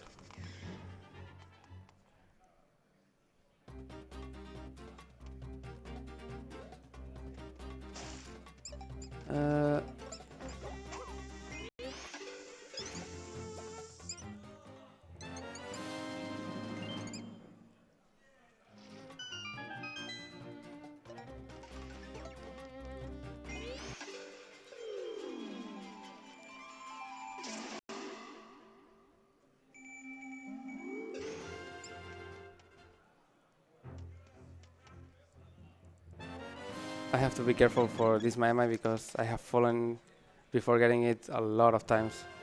So let's not rush it. Nice.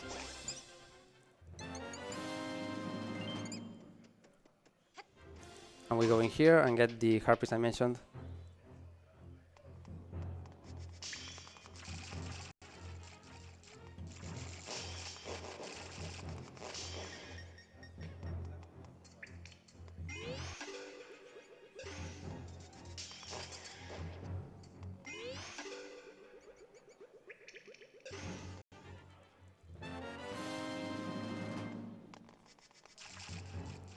And now just a few more Maiamais out of the way and we can go and climb the mountain again. Or not quite, we can just warp out, but whatever.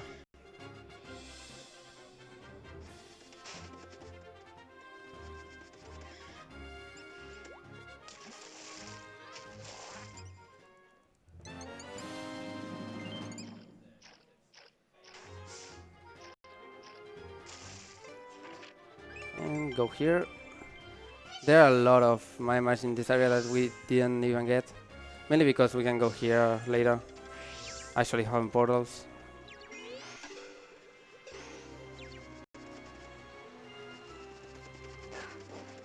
Like this one. Come on. How often do you forget some of these Maiamais in a run? I will have to try to remember which one is it. Thankfully I have this handy map, so I can know the general area on where I missed one.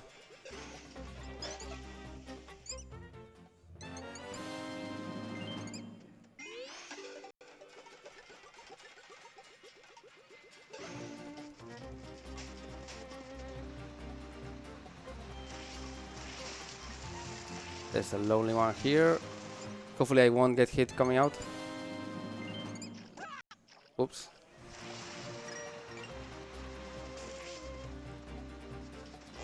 And if everything is right, this next Maiamai should be number 60.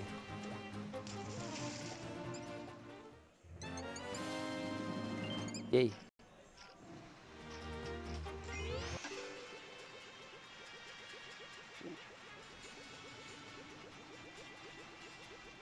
Just two more are in this random location, which has a portal for some reason. Oh, again. Come on, mouse mover. Gotta be useful for something. Come on now.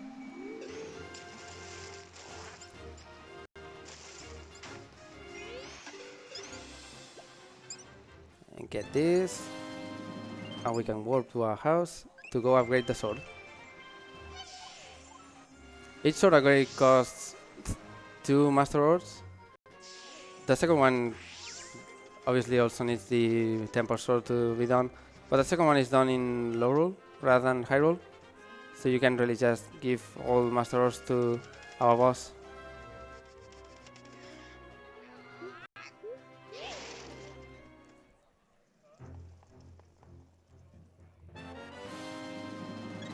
Okay, so Link, after missing a lot of work, many days of work probably, he's gonna just come here and say, yo, can I get a best sword?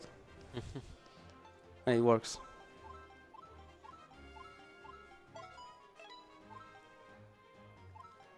Temper sword is a really big upgrade compared to the really shitty master sword. So it's why we try to get it as fast as possible. In any percent it used to be inside a part of the run, but then we managed to skip most of the bosses, so it's not really useful there. And now for one last stop, we're gonna get the premium milk that guy with the lead on the bottle asked for.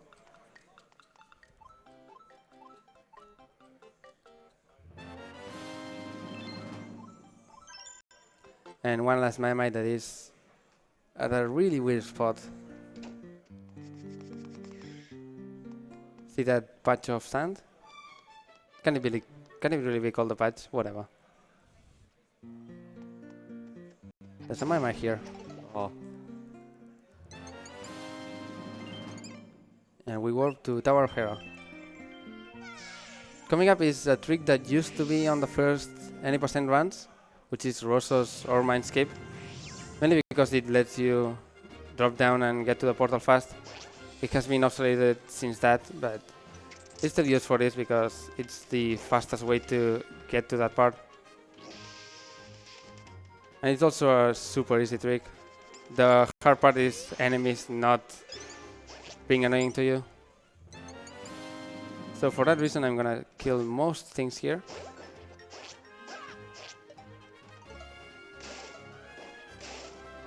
Oh yeah, you can kill those. In Link to the Past you can't.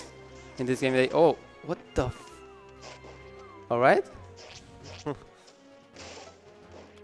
This is why I kill most enemies. Okay, so we want this guy to hit us, and then we just... Oh, not quite.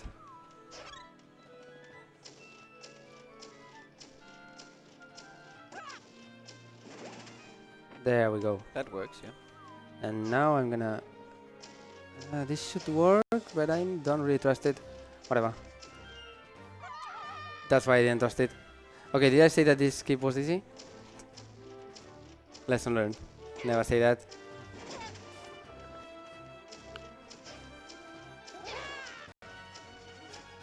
And spam the tornado rod so we can talk to this guy. This is the guy that put the letter on the bottle. I don't know how he got here, but hey, he gives us the bottle. He was searching for milk. Where would you search for milk? Death Mountain sounds nice. Yep. Yeah. And with this, we enter Auto Scrollers.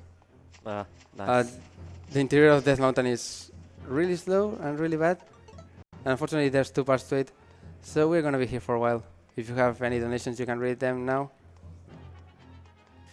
We have received a $5 donation from Anonymous. No comment, but it goes towards an incentive for Kill the Kappa boss in I Wanna Be the Boshi, which is supposedly very frustrating. So, if you enjoy frustrating games and angry Germans, please consider filling out this incentive, as it only lacks $20 now to be met. We're going to be running that in approximately 6 hours.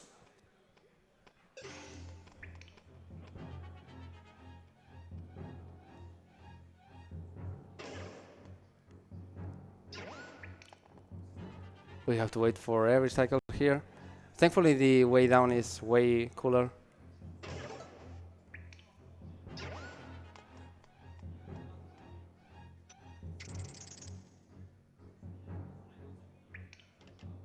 Shoutouts to Autoscroller. All of this for a single harpies.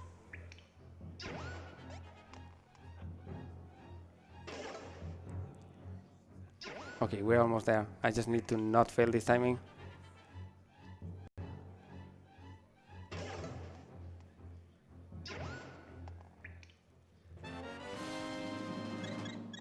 Okay, and now we wait for the platform to come back.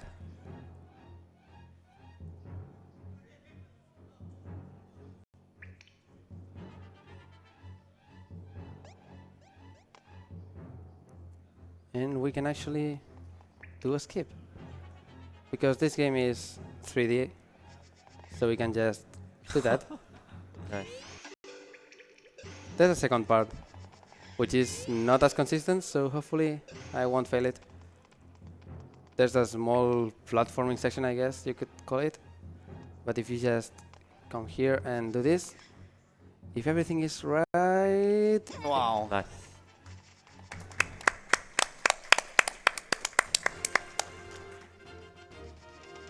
That was worth the auto-scroller. Oh, there's another one. Coming right up. Great. Wow. Ooh. Grab this. And from this we can do the intended way to get to... Come on, Link. The intended way to get to this part, which is the way to Ice Ruins. If you see a bridge on the left, we can just skip over that, and it's way faster, and it also skips this text. But for Hando, it's not faster because you have to go there anyway. Also, I have to stop playing, sorry.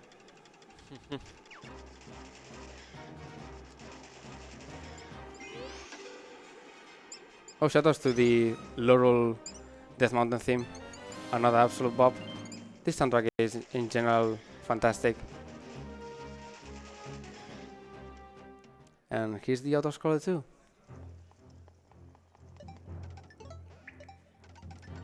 This one is done in 90%, so I already have the habit of messing up. Or messing around, not messing up. I'd rather not mess up.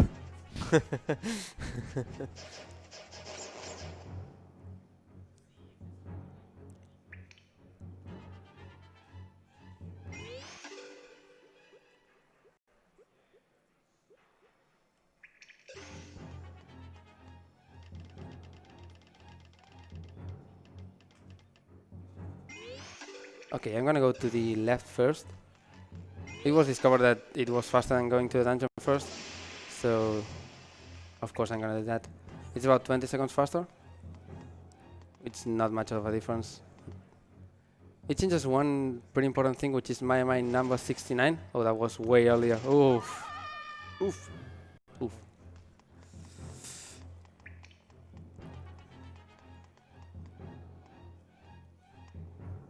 Okay, let's wait for it to move, actually. There we go. And now we go up.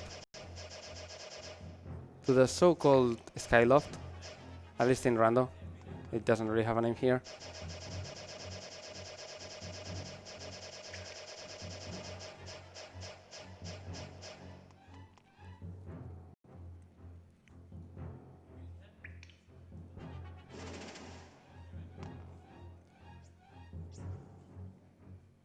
Oh god, they are really on the way. Okay. All of these for a heart piece, of course.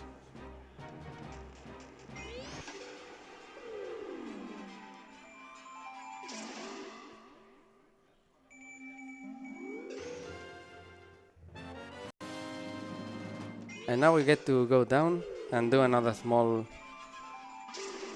I guess, section. Hopefully I'll get the faster way to go down, which I never get. It's not as impressive as the one on Lord Hyrule, sorry. Oh, good start.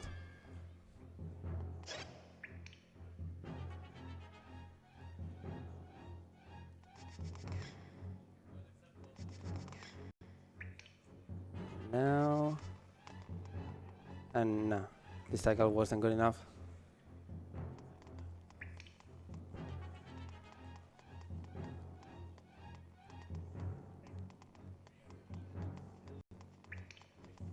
Okay, there's a platform coming up here that I should hit.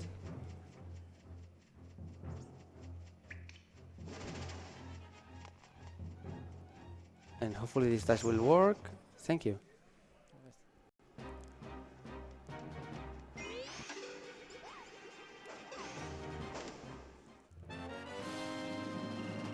And shoutouts to this Maiamai for obvious reasons.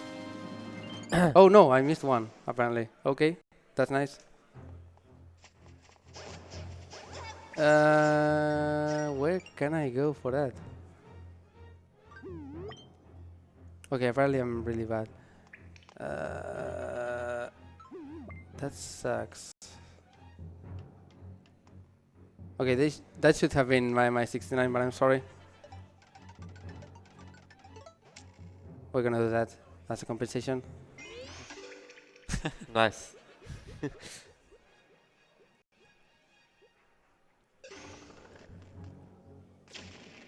Oh, you can also make Link look up if you quick cancel this.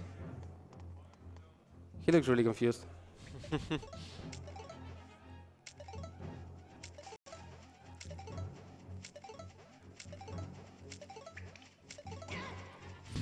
Well, that was close. Yeah. They don't have Be that much careful more with power. those keys. The next row of kisses are way worse, so hopefully they won't knock me back.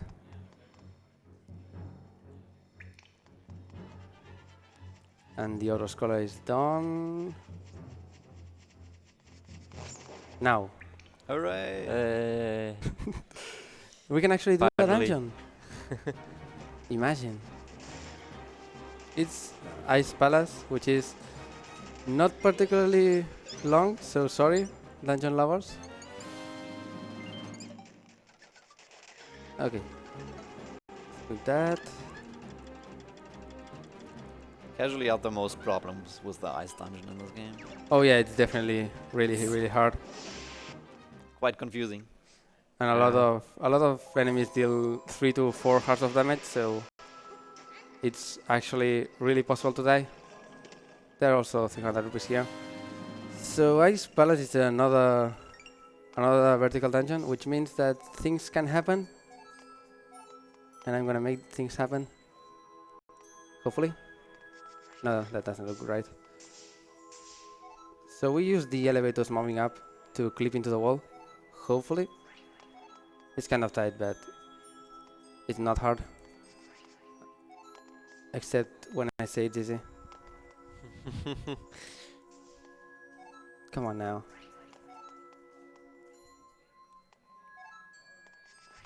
Hey. And now we just go here. And move slowly. And fall into the boss arena. Except there's no boss, but there's that thing. And he's dead. Nice. Sure, I'll just take that. Yep. Not even gonna question that. For some reason, Nintendo thought that having a small trigger for that boss was a good idea, because you're supposed to fall down on the lower part. So if you go to the lower half of the arena, the boss will spawn, and many people have done it in runs, so that's nice. But as long as you are on the upper floor or upper half, you can just hit his hitbox for some reason. Oh, but we are not done with this dungeon, because there's the big chest there. It's halfway through the dungeon, and it takes a lot of time to get. Except not, because we can also do the same clip and get to it. It's conveniently placed on the way to the boss arena.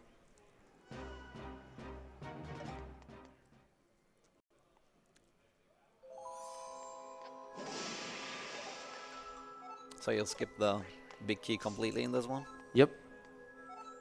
It's really not hard to miss. It's right on the end. Okay, so here's the chest. Right on the way. And hello, stamina bar. Nice to see you. Nice. Yeah, you like a stamina bar being there and working? Look at it working. Isn't it nice?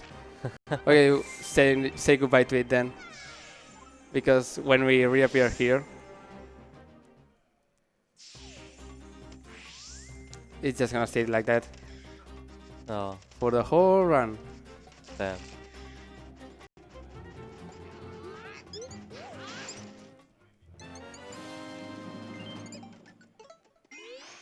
We're gonna go here for a few Maiamais and Harpies because it's the best moment to do it, really. And I also have time to see what Maiamai I missed.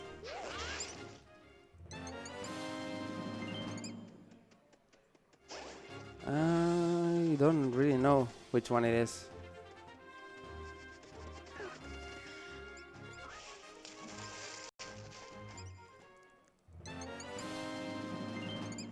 I'm trying to think. Where have I been that still has Maiamai? That should be right, that should be right, that also should be right. Oh, I know which one it is. And I also missed the Harpies there, so I'm gonna go that. I wanna say now? Yeah, that should be right. Let's do that now.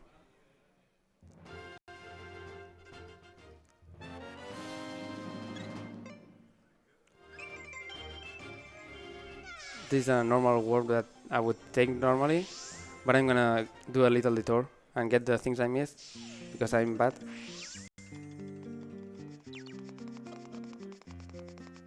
Also, there's chess minigame light. It doesn't reward any items, so we don't do it. Here he is.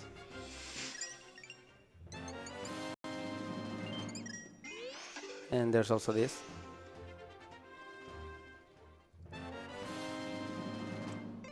And now we can actually go and do the things that are supposed to be done, which is Skullwoods.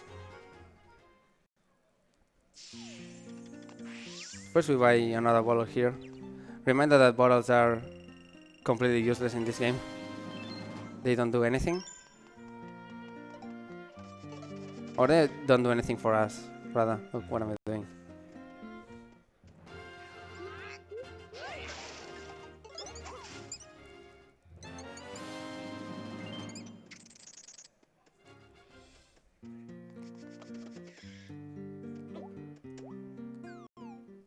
Okay, get these harpies in the well.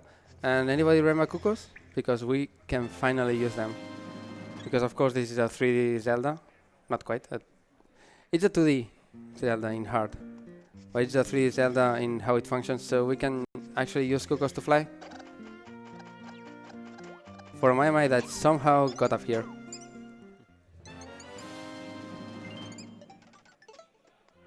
And now I don't want to go with that guy.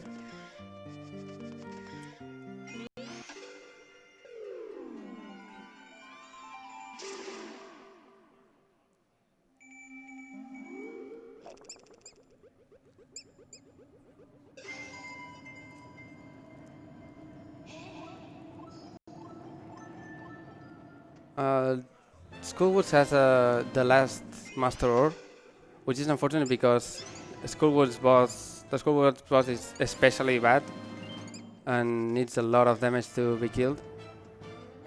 And if we could have the gold sword by then we could save a lot of time. Unfortunately, it's not a good route, so we just go here with Tempered Sword and do the auto skull boss.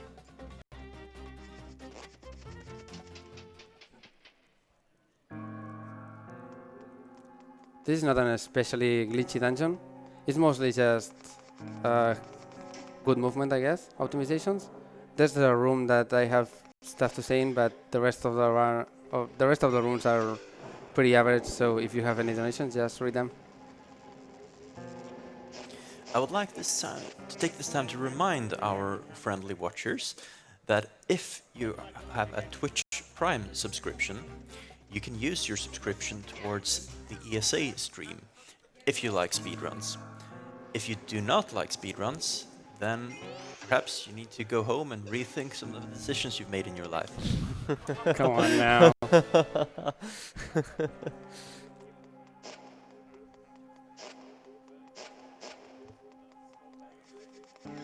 okay.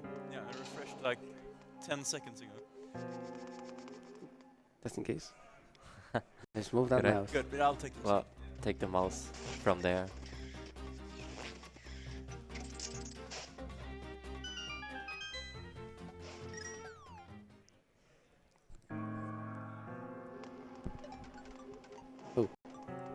I got completely stuck. Okay. There we go. Hammer quick cancelling is really nice for this room. It skips a lot of wait time. Because the hammer for some reason has about a second of waiting after you use it to move. And that's bad for a speedrun. And coming up is the room I mentioned. The one room that has something that can go wrong. And hopefully it won't go wrong, but we'll see. There are 3 enemies and a puzzle I have to solve, but I can just skip the puzzle if I move a statue in some particular way. If the enemies are in the way, that's gonna be hard. But if they are not, which seems good enough. No, never mind. I'm gonna wait for this guy. You can merge to make the wall master hit the ground automatically, so that's fast. We just do that to skip the puzzle. If you do that when the wall master is approaching, he grabs you automatically, so that's not good. And that's why if you are too slow, you can't really do that fast. If that makes any sense. It kind of does. Don't be slow, and you will be fast. I think that makes sense. I'm gonna use the same property I mentioned to kill this guy fast. And then double bomb that other guy.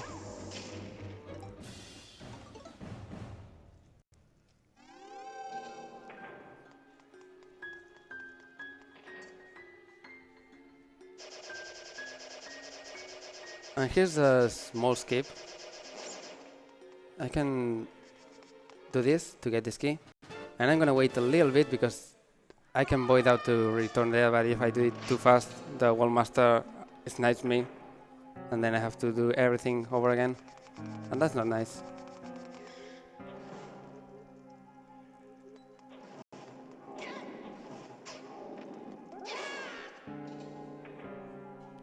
Okay, coming up is a trick called eyeball duplication. You're supposed to get 2 eyeballs for this puzzle. One of them is really far away, so that's bad. And thankfully we can just use one of them.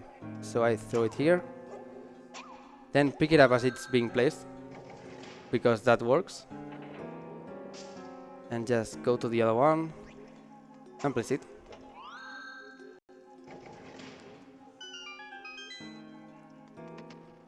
It's actually a really lenient trick, but if you fail to get the eyeball on the pedestal, it becomes impossible to grab, and that's bad. Also, if you get hit, it drops and stuff. And you have to learn how to get the other one, which is thankfully on the way to the big chest, so in this category it wouldn't be a big deal. But it's still really humiliating to fail such an easy trick. I didn't want to say it, but there it goes.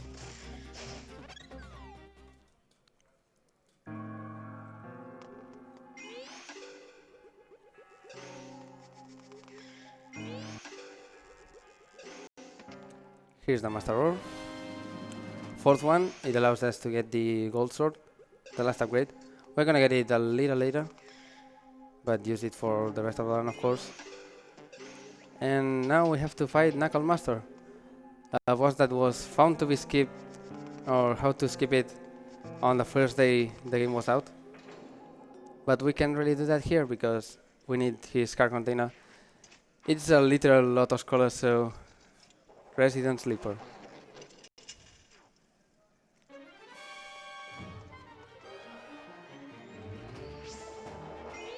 We just merge and attack. How cool. Then he enrages and he's gonna attack a little bit, but it's 3 cycles with this. It's a long time, so if you have any donations, you can read them as well. We have a $5 donation from Dorky asking, can I have a Maiamai? Surely you have extra. We also have a $15 donation from Anonymous, which is put towards the Prey any percent glitch showcase. I played that game not too long ago and I really enjoyed it, so I'm hoping that incentive gets met. Please get your donations in.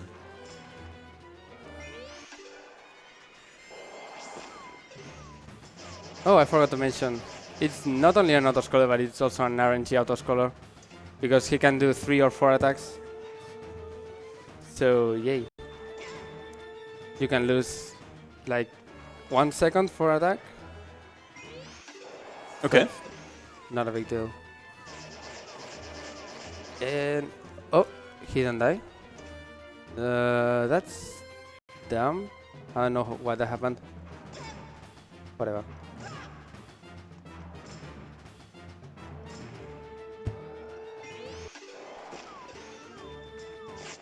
There we go. 1 hit.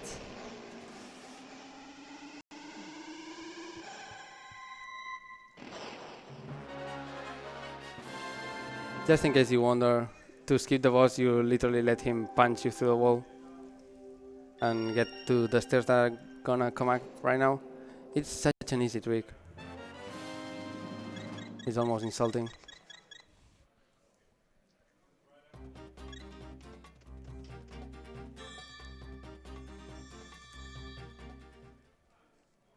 That's 5 stages? Yeah, 5. We're gonna go grab a few things, then get the gold sword and then go to Swamp Palace. Probably the most fun dungeon in this category. And it changed quite a lot recently. Not recently, it's like 2 years ago, but a lot of people don't know about it.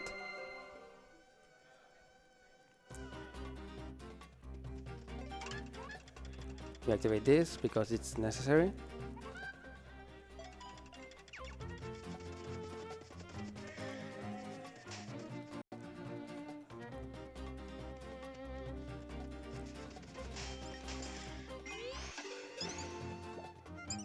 Oh, no one tried to attack me? That's pretty rare. Thank you, game.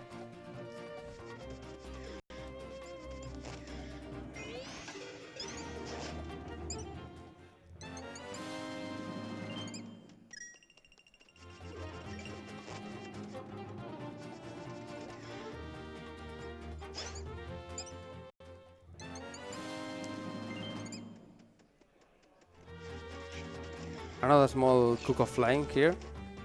Except they are not really cuckoos. I don't know if they have a special name.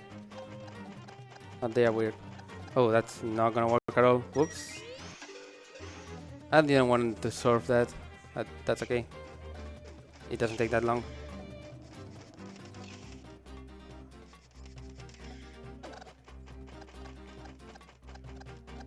And now we can get it.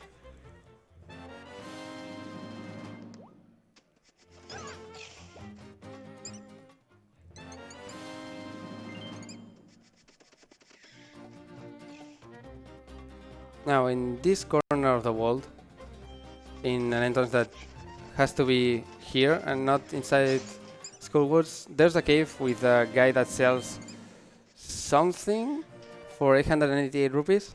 It's really shady. You'll see what it is, but it's the mysterious man. And of course, it's a golden bee. It's way easier than trying to farm one, so of course we have to buy it here. Thanks, Nintendo. So you actually need that? Yep. For getting the V badge. An item that does basically nothing for us. hey, we can actually go and upgrade the sword now. There's a small subplot here in which the Lorule blacksmith is depressed and doesn't want to work, but when he sees our sword, he's just gonna say, hey, let me see it, I want to upgrade it. So we solved someone's depression by having a sword.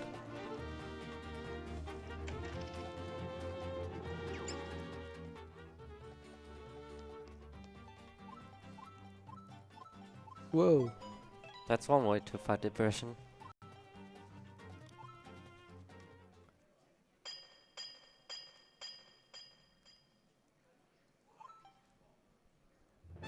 There it is. A gold sword is really, really good. And we can use it for one dungeon right now. And the other one is not gonna get used from the gold sword really, for reasons that we'll see later. But first, there's a Maiamai here. Don't wanna forget it on the exact same spot. There's another one here.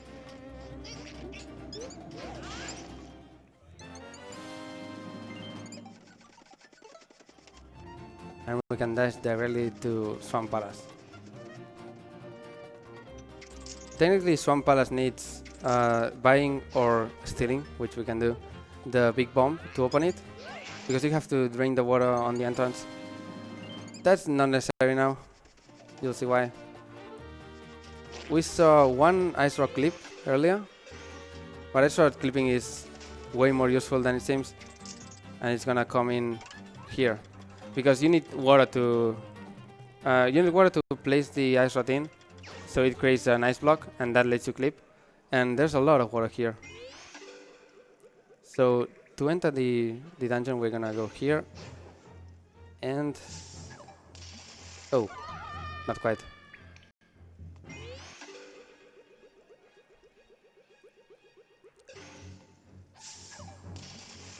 There we go. And now we're in. There are many ways to route this dungeon. You can go directly to the boss, you can actually skip it, but with a really specific setup and a lot of steps that I really hate. But in Hondo we have to go to the lower part and also beat the boss, so it's faster to go here. Here's a stair, and we're out of bounds. And we can go here, on a precise position, swing down, do that, get a bomb, activate that, and that hole is perfectly placed for us to go and get the blue tunic, which is the item for this dungeon.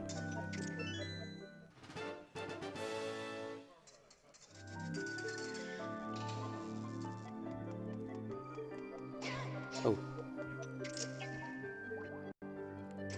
So we lower the water level.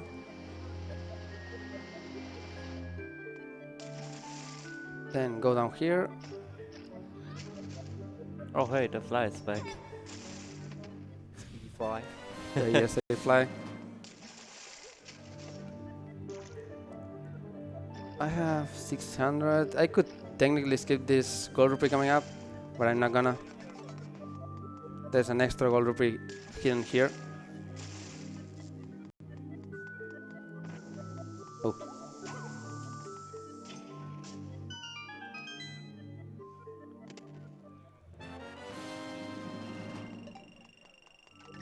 And now we can go back up the same stairs and be in the perfect position to clip out of bounds again and go to the boss.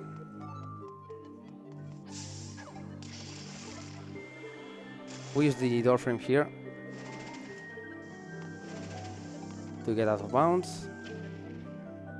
And I'm gonna fall down here just so I have a better position at the start to fight Argus.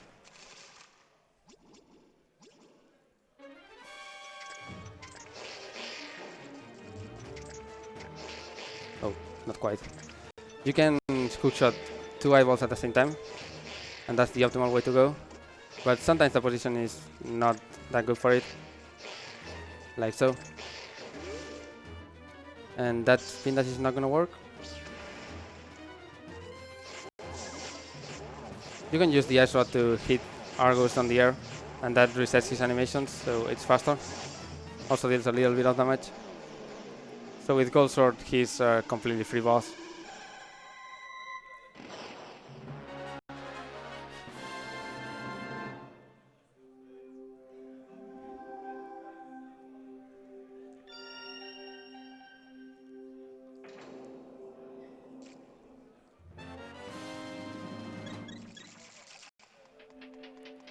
And now the good part of the run is over, and it's time to go for the shitty minigame.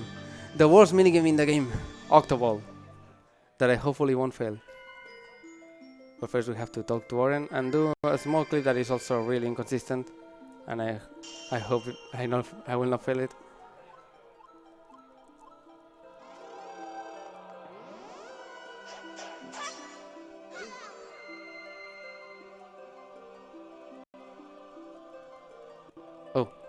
Oh, come on, man, forward.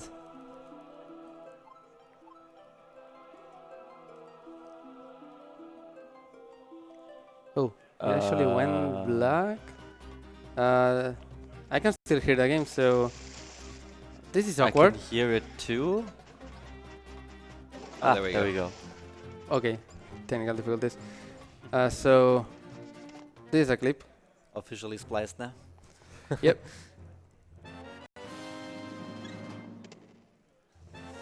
That's another use for the big bomb that we completely escape.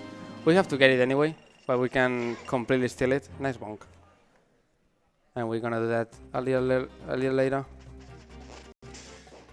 A few Maiamais here, and then we're gonna go do Octoball.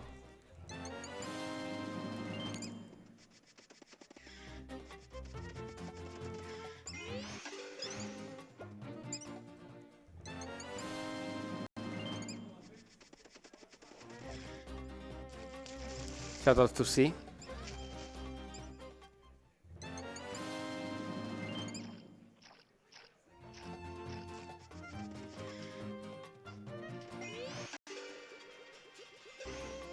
Okay, little known fact about Octoball.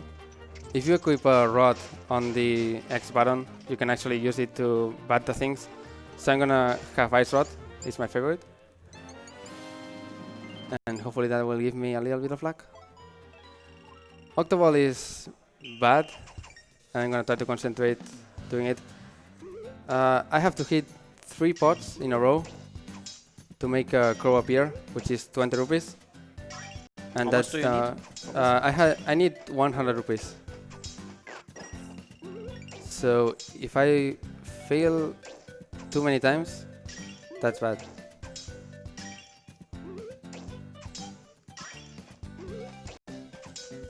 Also hitting the crabs makes all the pots reappear, and that's another strat, but they are so inconsistent that hopefully that won't happen.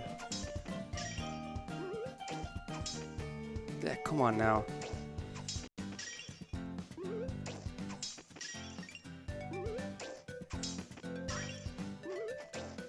Okay, I could technically skip or snipe 3 pots right now, but I'm gonna try to hit that crab, hopefully. Come on now.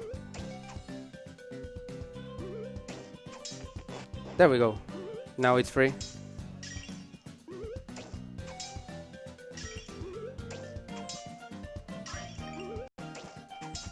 And that's gonna be first try. Yay! Nice. I'm happy with that because that minigame can go on for a long time. And of course you need the rupees for it.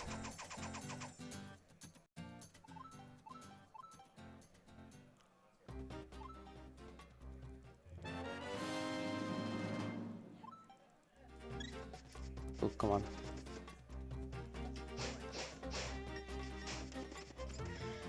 We have 2 Maiamais here with a few portals. Then we're gonna go to Lorule Rupee Rush, which functions the same as Hyrule Rupee Rush, except you need 300 rupees instead of 100. And that can be bad, but hopefully everything will be alright.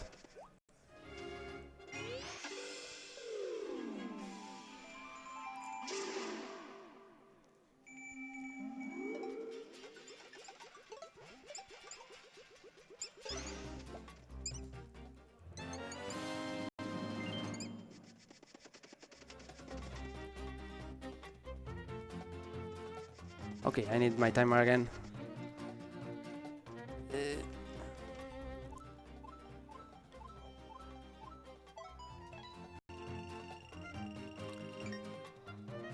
My only start for this is gonna be waiting in the center and hopefully getting some rupees there.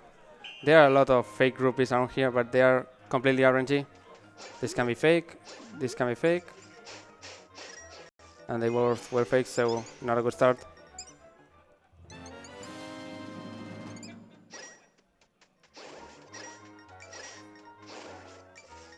Okay, a red is nice.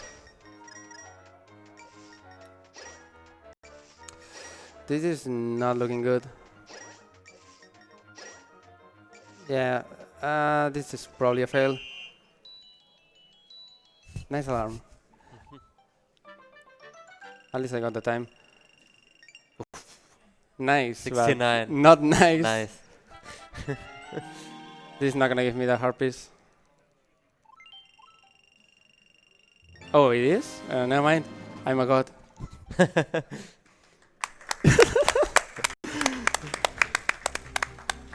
But I'm gonna be really short on rupees because of that. Hopefully that will be okay. Okay, now we're gonna steal the big bomb. And for that I need this guy. My heist partner. He's a little slow.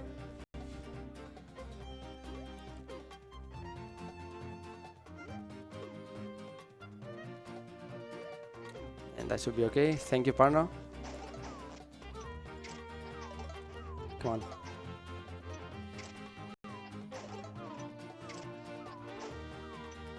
Just a little more. And I'm gonna hit him here. And do that.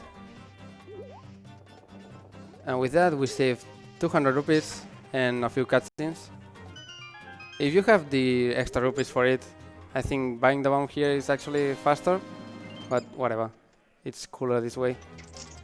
And we need this big bomb just for one thing. Which is opening this.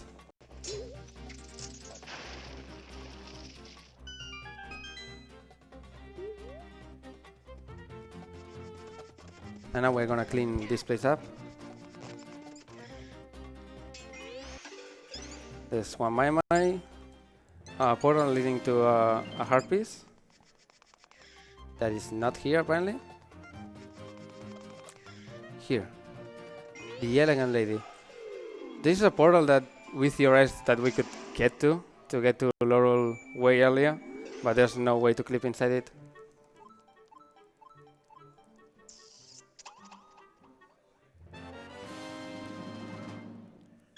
And for our last stop, we're gonna go visit Big Guy. Big Guy is a guy that dresses like a bee. Also has a lot of bee pants, which I'm gonna mash text over because they are not good. He's gonna give us the bagnet, which we are not gonna use at all. And if we bring him the golden bee we got, he gives us this, which basically does its works as I actually don't know. What does it even do? We have to get it. That's it. It does something with bees. I hate bees, so whatever. And now we're missing 4 Maiamais, one of which is here, and the rest of which are behind that portal.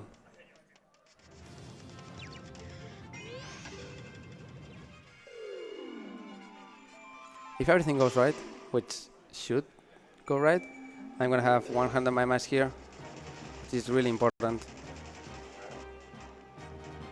There's one here. This should be 98. Hey, very good.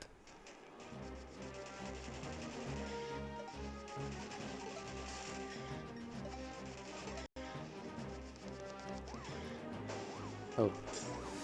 Okay, I'm not gonna have sword beams. This guy is usually out of the way, but in all my practice runs in ESA, he has been right there.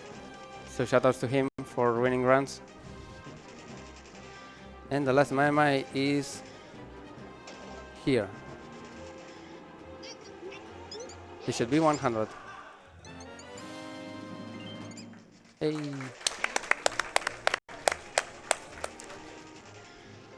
Now, there's still a lot to run, unfortunately, because we have this masterful place.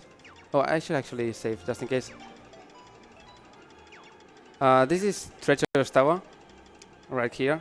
It's a really long minigame, and we have to do all of it. There are 3 levels. The first one is beginner. It's 5 floors. It's super easy, but I don't have sorbing, so it's gonna be a little slow. Oh, and returning alive is not guaranteed. That's why I saved. The last one has like 50 levels. Yep. Come on now. This one is just normal enemies, and then a Moldorm at the end that we one-shot.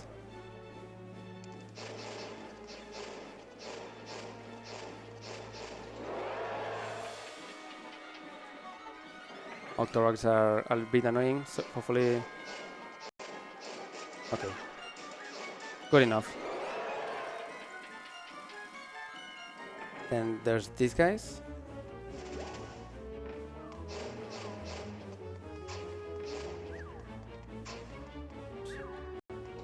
And here's Moldorm. Hi Moldorm. Hi. Bye Moldorm. That went fast. I lost a little bit of time because I didn't have those sorbings, but that's okay. This barely matters. The next ones are the important ones.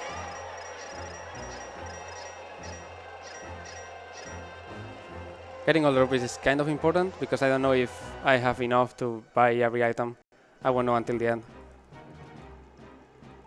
So for that we're gonna get 100 rupees, I think? No, we're getting nothing. Cool.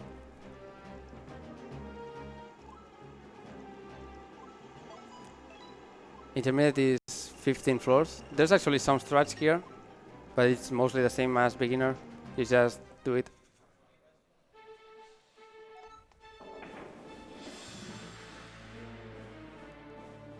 First there's these guys. Most enemies will die in one sword slash with this, so it's not a big deal if we get hit or something.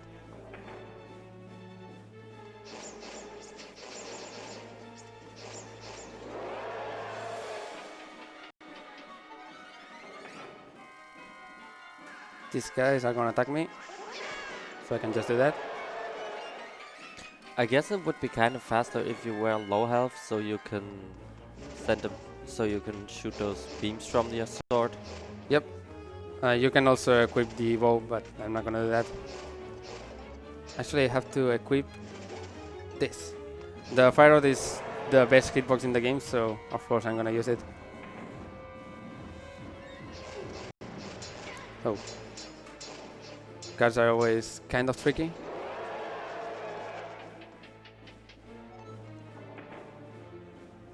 And these guys are also kind of tricky. What a coincidence. We can use the bumper to go faster. In those rooms there are like 3 of those. Also... Oh, he failed! Come on now.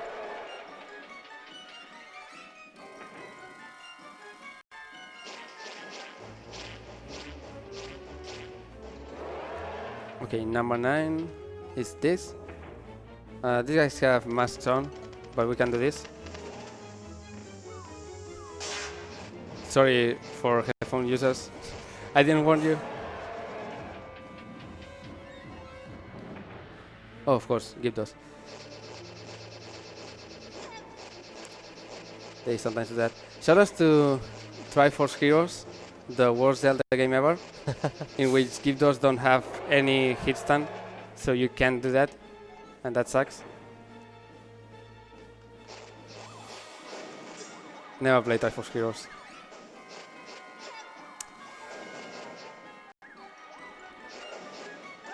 Snow Hinexes are... Oh, did he hit himself?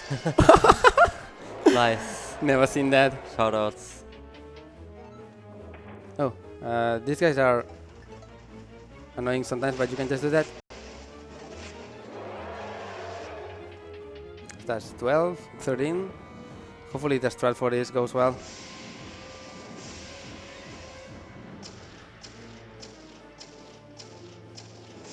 Not quite. It's okay. I'm gonna get a health refill when I finish this, so getting hit is not that bad.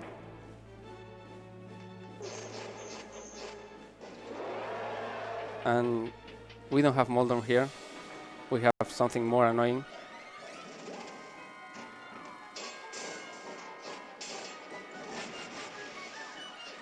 And that's intermediate.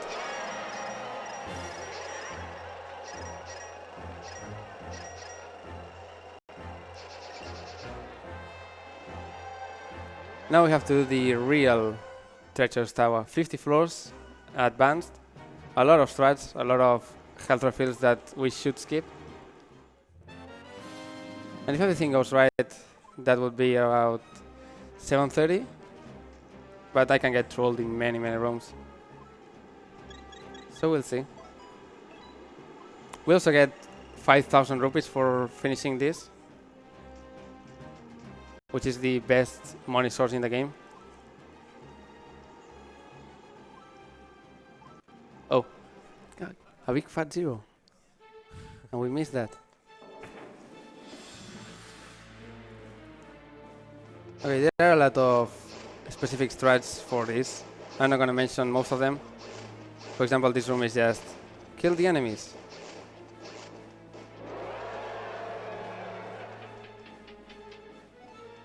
As is this room.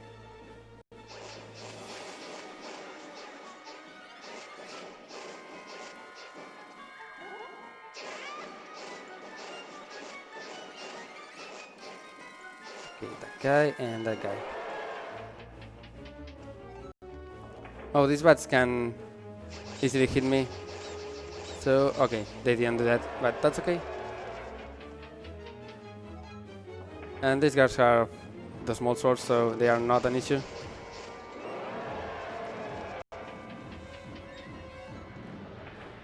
Okay, for this, I'm gonna kill the center one, then the other ones activate. I can just wait here and kill both of those.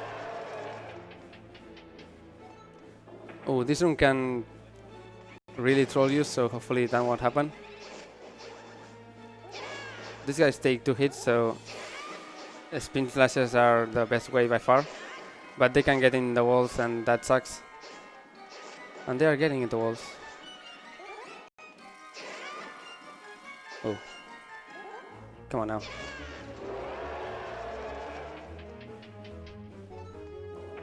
Oh, we get an extra 100 rupees here. The ones that are enemies are not random, so it's easy to see.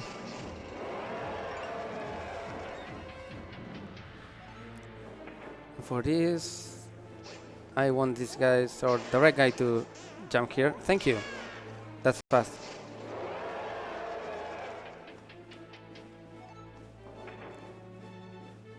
And on the 9th floor we get something of a boss. It's not really a boss in this case, because it's the first section. And then we get a health refill. We got hit once, so we can just dash and get 1 heart. Now we have ice on the floor, which makes things a lot harder. Not right now, because this is still easy. But on the next rooms, it's gonna come into play.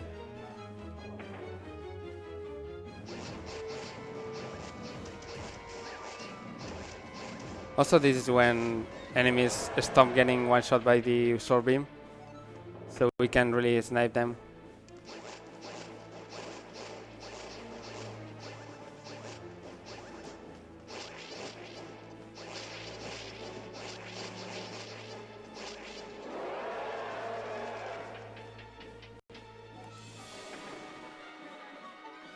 Penguins. Nothing unusual here, you just do that. Oh, I forgot this room was now. Okay, so the berries are really bad because they can do that, and that's slow. But thankfully we can kill the small ones with sword beams. Wait, I have sword beams. Why am I not using sword beams? Never mind, this is way faster. I'm not used to going here with full health. Talking about not having full health, This is the optimal strat for this room. You lose your sword beams by default here.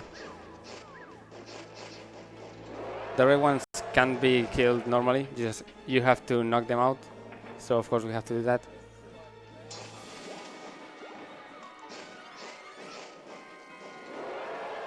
I like all the tornado stuff is pretty much useful everywhere.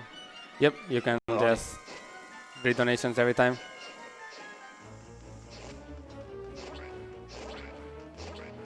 Oh, they are not being nice.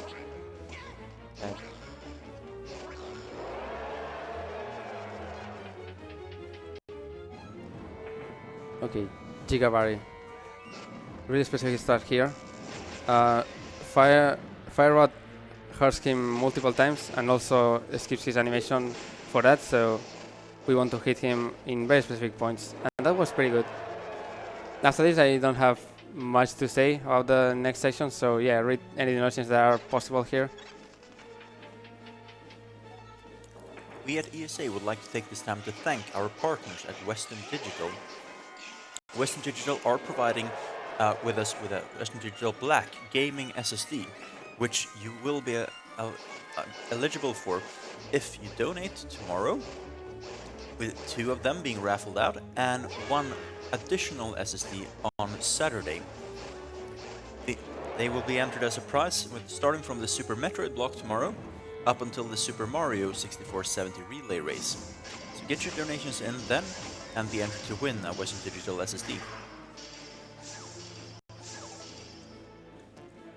Come on now. There we go.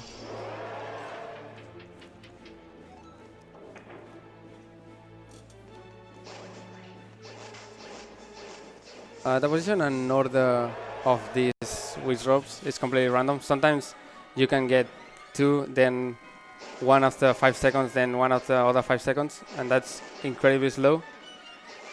But thankfully that was pretty nice.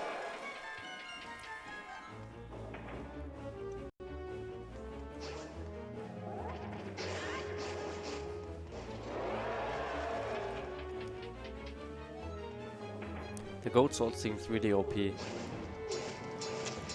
It's not the most OP thing. You'll see later another sort of grade that makes it even better. Oh god. That was bad. Hey. Never mind, I have a projectile.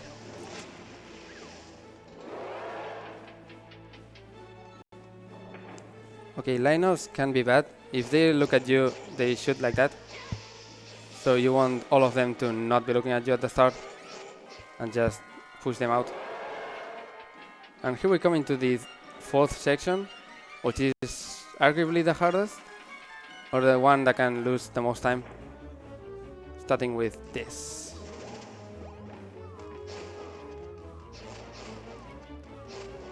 There's another one here that I missed. Okay, and I have to equip the lamp because this room coming up is the worst possible room. There are many posts here, some invisible, some are not. They can get in the walls and just troll you infinitely. So hopefully that won't happen. Oh, it was pretty good, nice.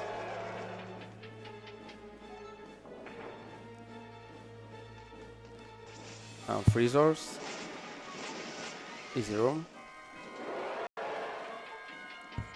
Followed by more dark rooms.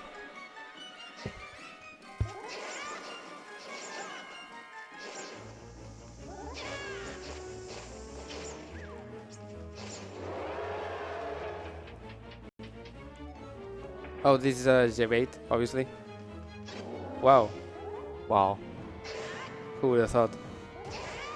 It's a free card, so that's okay.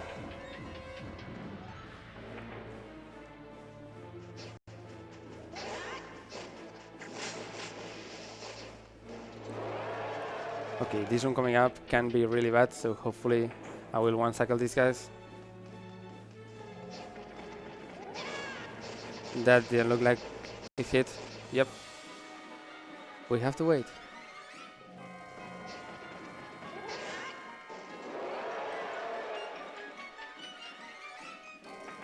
And now 38. It's some ice witch ropes.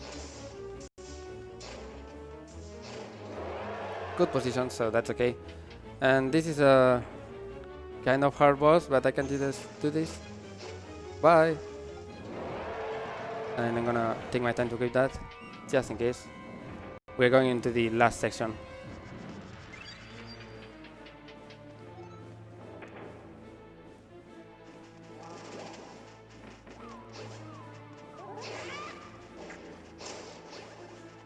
Okay, they were not nice.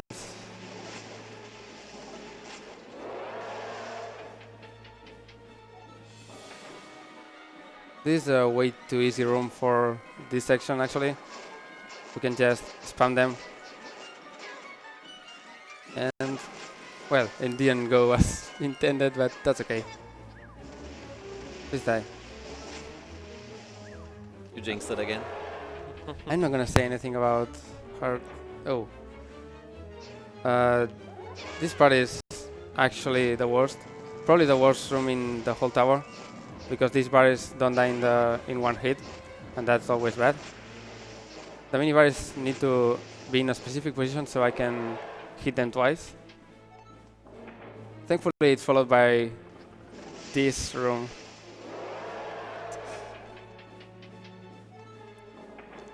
And here I'll try to make these guys kill the moblins. One remains.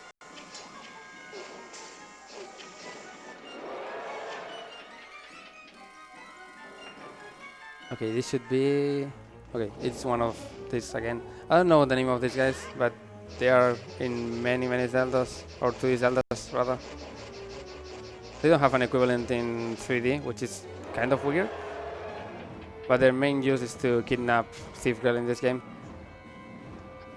Okay, 3 types of statues here. I actually have to change to this. The ice statues come up last, so if you kill them before that, it's way faster.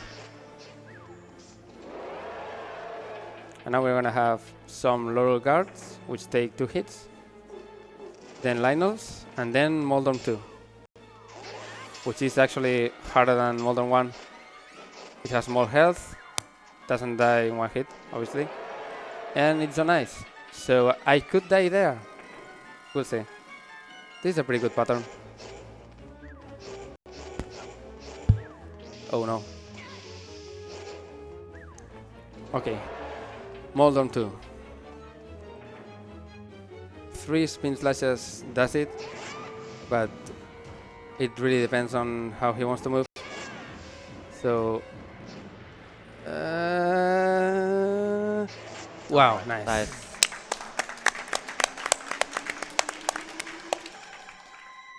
And that's gonna be 5,000 rupees raining out from the sky. Which looks really ridiculous.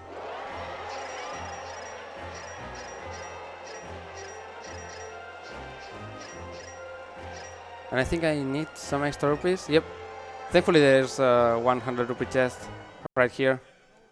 But first we're gonna get our reward for clearing this tower, which is obviously the super lamp.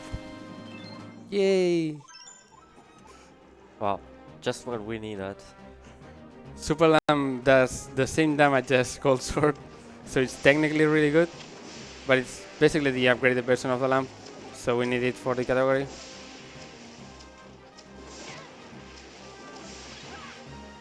I got hit way too much. Okay, extra rupees here, and now it's time for the most exciting part of the run. Let's take some time to chill, because we have to buy every item. You mean like every item? Yes, every item. Wow. Even that one. The one we missed.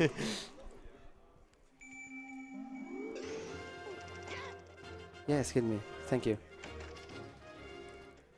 So every item is 7,400 rupees. Oh, also that. The slider is not something useful, so I'm not gonna talk about it. And now we start to buy. First item is half price, so we get one of the 100 rupee tier items, I guess we can call that. And here's the boomerang. What? What is that? Oh no. I didn't see that. Nah, me neither. That seems kind of weird. That Uh, thing. I don't know. The memes aside, the boomerang is basically the worst item in the game. It does nothing that the hookshot doesn't do. Oh, don't press B. What are you doing? Okay, so one Ravio is blocking us from buying the bow, but thankfully we can talk to him. He's gonna tell us to meet Princess Zelda. A little late for that. And then we can buy the bow.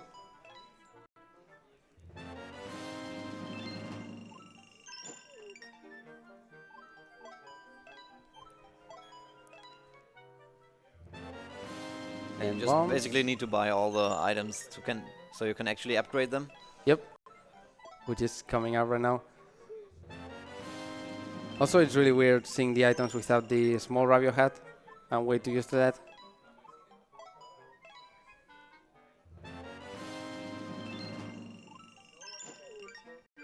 And that's the last one. We're gonna have a small cutscene here in which Ravio is gonna tell us, "Thank you for making me rich," basically. Oh, you're not gonna see it, sorry. Clap.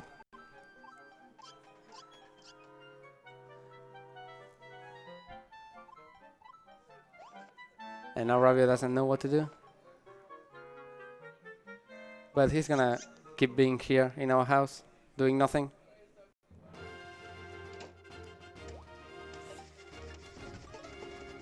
And now we're gonna go right away to get all 100 Maiamais to Mother Maiamai and upgrade them. Every 10 Maiamais is one item upgraded, so this is gonna take a while. We can use this time to stretch a little. I just have to press A a few times. I guess I can use this time to do a few shoutouts. I prepared a list for that because we have about 5 minutes of this. Nice bow shoots 3 arrows. It's kind of useful sometimes. Okay, so shoutouts. I want to shout out the Spanish speedrun community and the Spaniards that we have here at ESA. I don't know if they are. I don't see in the camera. They are probably eating because it's time to eat right now. And one of us, Acrid Stingray 3, probably now. It was 2 like months ago. Whatever. He's running Bastion right after this. Don't miss that. Also, nice boomerang. It does nothing. Also, shoutouts to the ALBW community, of course. We are way smaller than many games and not as active sometimes, but that's okay. Special shoutouts to Romulo, who has the world record for this and is the only person that has actually taken it kind of seriously. He also made a 90% tutorial that should be up by now, but it isn't. Come on, update it. Also to JF or Purple Photon _. He's probably not watching that because it's really late in America. To Ham, to Oicho, Idias, who should go here sometimes. He's from, I think, Norway? Whatever. To Banibi. And we have a Discord for the community. If you want to join that, it's on CSR. Also, shoutouts to CSR. Yeah, shoutouts to zelda.speedruns.com, Don't forget the dot. where you basically find everything what you need for speedrunning Zelda games. Yep. We're also using the Twitch channel from the community to races right now, no? I think there's a Breath of the Wild tournament going on. Yeah, I think there's currently a Breath of the Wild tournament. And there will be a Zelda remake relay coming up next week. You are an organizer for that, so maybe give the details for that. I don't know as much.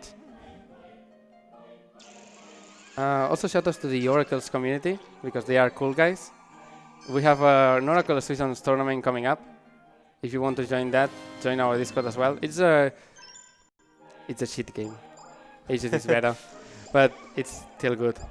I guess, incidentally, shoutouts to the Speed Gaming Spanish restream, which I collaborate as much as I can for it. I commentate a lot of A Link to the Past randomizer, the only good way to play A Link to the Past. So if you want to watch that and understand Spanish, go for that. I guess also to the Spanish Smash community, which are probably watching now. Hi. Shoutouts to Max Burger for being amazing. Shoutouts to the SM64 relay race coming up, or it's tomorrow, right? Yep. Yeah. I have the Lava Booster. Shoutouts to this amazing piece of work for his 11th birthday in Japan today. Play the Wildens with you. It also comes out on Switch next month. Wait. No, I think it's in September. Never mind. And I guess shoutouts to... I'm gonna shout out CFG, who once speedrun this game. He has a 247, and it's his birthday today, so happy birthday, CFG. And now we're done. We have every nice item. Most of them don't really do anything for us, but you will see 2 that actually do. And for the last 10 Maiamai, we're gonna get something quite special. First, we're gonna get the sack.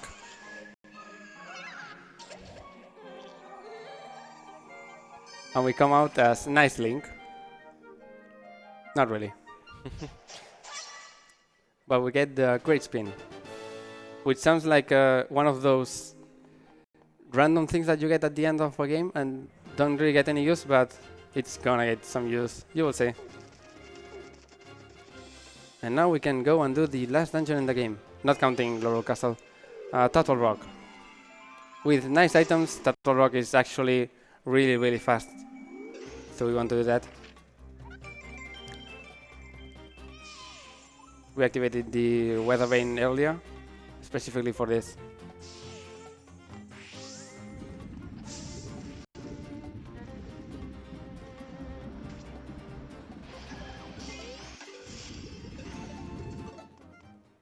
Okay, so nice ice rod. Has 4 blocks, so we can clear this way faster. Oh, okay, that can happen apparently. Cool. And we use quick equip cancelling to go especially fast in this dungeon for that.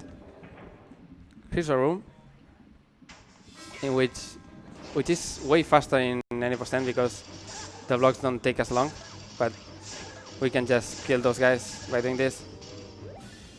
And also do that.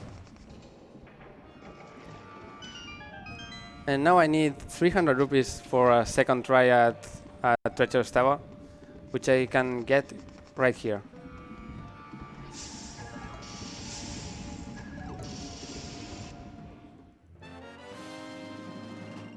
And I'm gonna refill my stamina here, so I can still start killing the Wizrobes. Every Wizrobe spawns one of these pieces. Once all are dead, big chest will spawn there with the Highland Shield, so we have to do this. Unfortunately, that means that we have to use the really shitty method to skip the boss key. Also, here's Grave Spin. Good hitbox. Okay, so we use an old method to skip the boss key, which is a lot easier with nice bombs, but still kind of hard. So I'm gonna try to concentrate on that.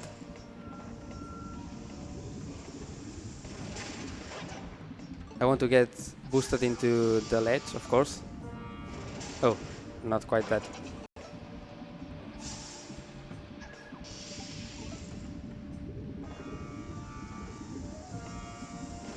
There we go. Nice. And now I'm gonna touch this. It's important because when I get this, the Highland Shield, I'm gonna respawn up there. And bye. Now we can go and beat Trinex. No, Grinex. It's only one next, so of course it's not Trinex. Simple next. This is actually a harder fight than it should for 100%. Mainly because Nice Ice Rod doesn't have hitbox on the center, if that makes any sense. It doesn't drop the ice block in the center, so you can't really aim it for him sometimes, like that.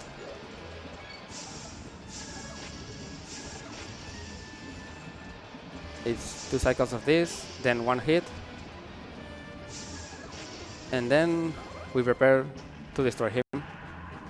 If he's a good pet, let's call him that, because he's our pet in this category, he's not a threat at all, he won't try to explode. And that would be nice.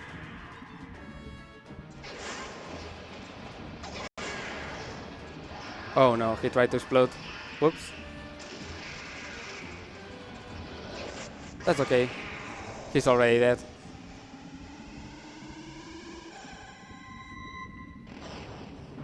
And with that, that's the 7th stage, which means we will have the Triforce cutscene, which can't be skipped in this category, mainly because of routing.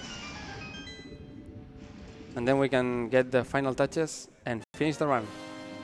We are still missing...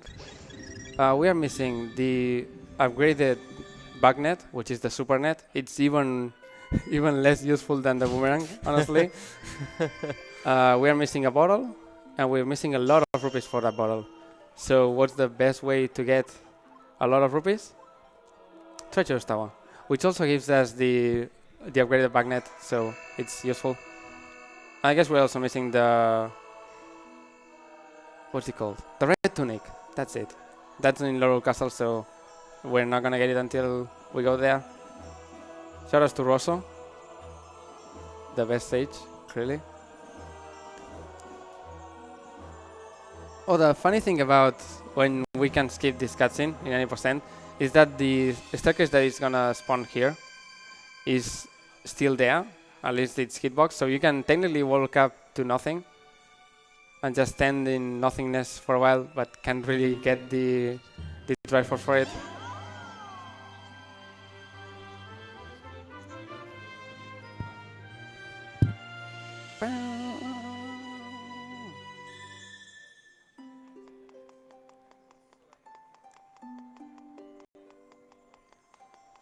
And we have it. Yay. By the way, this whole quest to get the Triforce of Courage is actually a bait from Hilda, because she plans to use it to not conquer the world. I don't know the actual reason, but she wants it. So, oops. All that was for nothing. Okay, there's a harpies inside this dungeon on a really alternate path that we have to get. It will be the last harpies, so we will have 20 hearts. Oh, we should. I hope we do.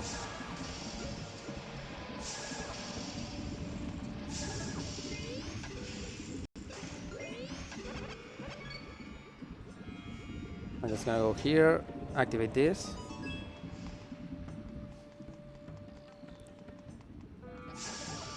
Oh, okay. Go through this teleporter, which takes us to another teleporter. And then we can build the bridge. Oh, that was pretty bad. Okay, this bridge is gonna suck, but it works. And this should be 20 hearts. It is.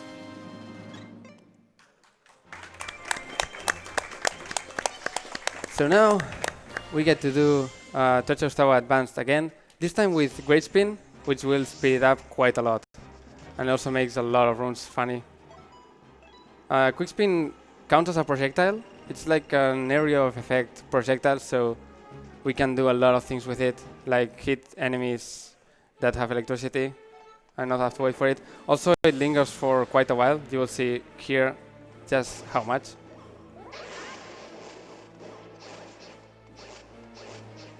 So yeah, it's pretty good. Oh, what? How did he survive?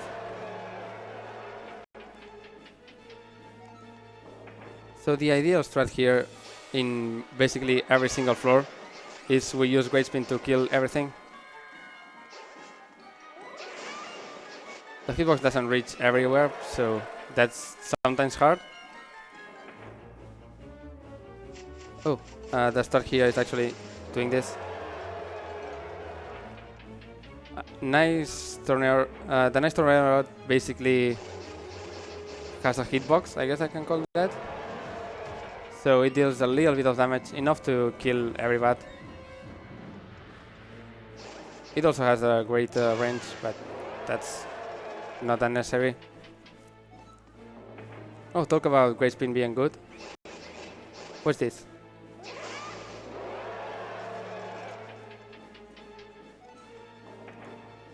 Unfortunately, we can't kill these guys until they appear, so same start for his.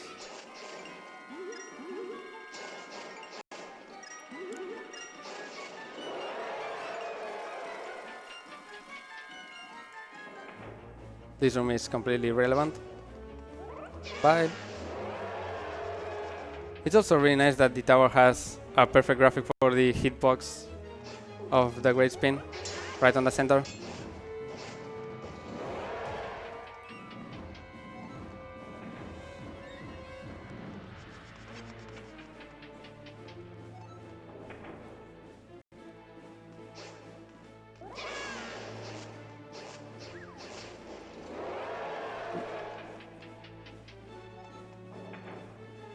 Okay, this is not a good room for great spin, mainly because these guys like to do that.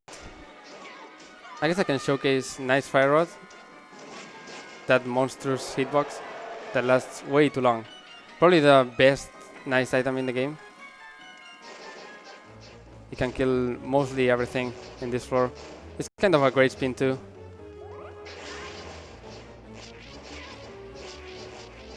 Also, I don't need full health to use great spin, so that's also a really good part of this. I can just keep going. Does the great spin actually do more damage? Yep. I don't know the exact amount, but it's quite a lot.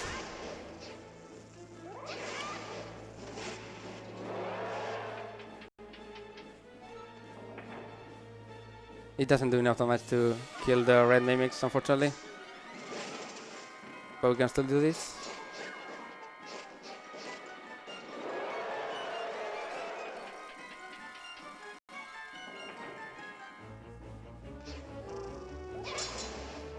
Oh, they didn't die? Come on now. Oh yeah, Pengators.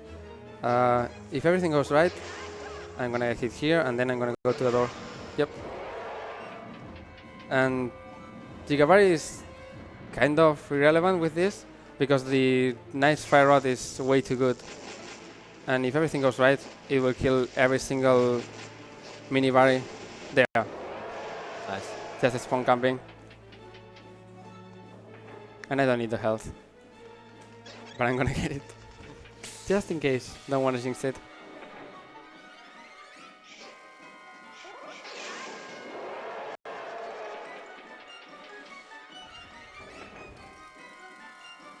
Okay, please be nice. Don't be in the way. Good enough.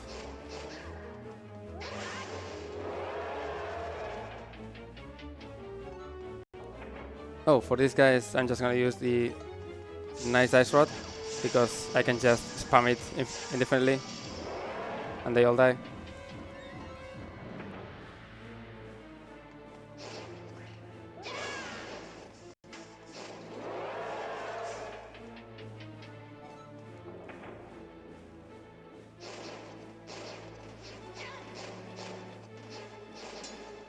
Come on now. Come on.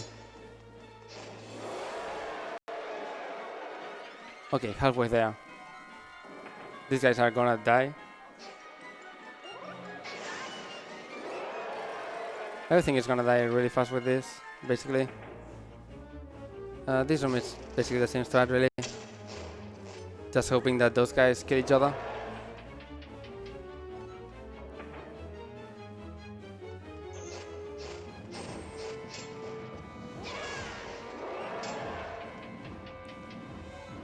And Lionels, okay. 2 out of 3 is not bad. Oh, I haven't mentioned that the shields in this game are also really bad.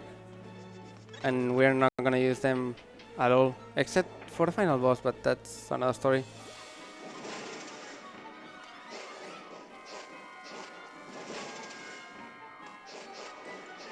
Oh god.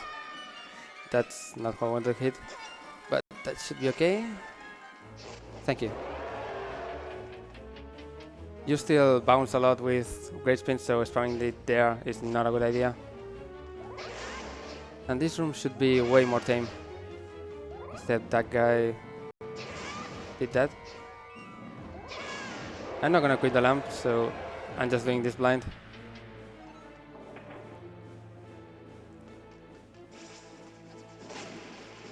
Oh, they didn't get hit, really?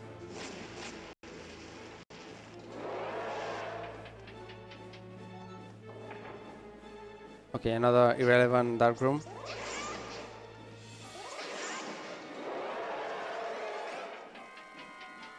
And the evade. It's not even gonna be that because I can kill them right as they spawn. Never mind. So much for that. I shouldn't talk at all sometimes. Oh, and these guys, I can just leave that there and they will die. I didn't. Come on. Just say it's gonna be the hardest room now. Okay, Yeah. this is the hardest room in the game. Actually, the hardest because they didn't wake up. Nice. See? It's working. Oh, here's a strat. It didn't work because that guy was a jerk, but you rebound a lot, but if you just stay there, you just don't move. This room is exactly the same. That guy takes way too long to kill, so just do that. And last section, which has a lot of rooms that actually benefit a lot from Great Spin, like this one.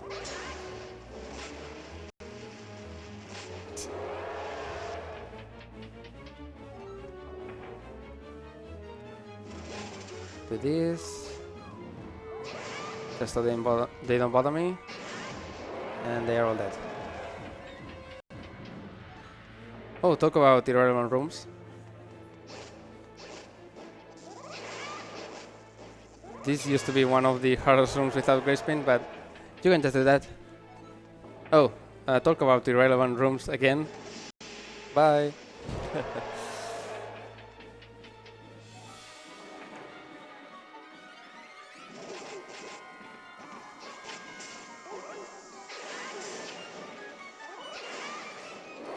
Okay, this should be the statues. No, next one. Statues has really great use for Great Spin, in which the fire statues are supposed to be frozen, so you can attack them, but you can actually just Great Spin them because elemental damage is not a bother with this. And these guys, hopefully they will all die. Never mind.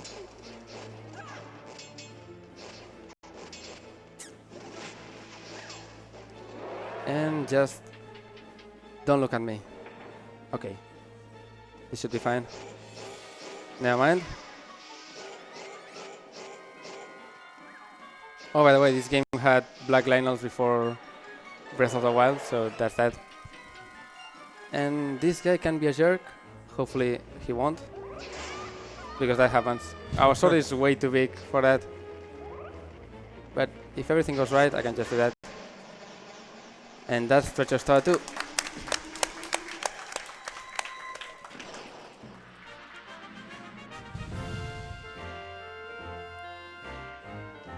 And Great Spin, of course, is also really good to collect money. Way too good.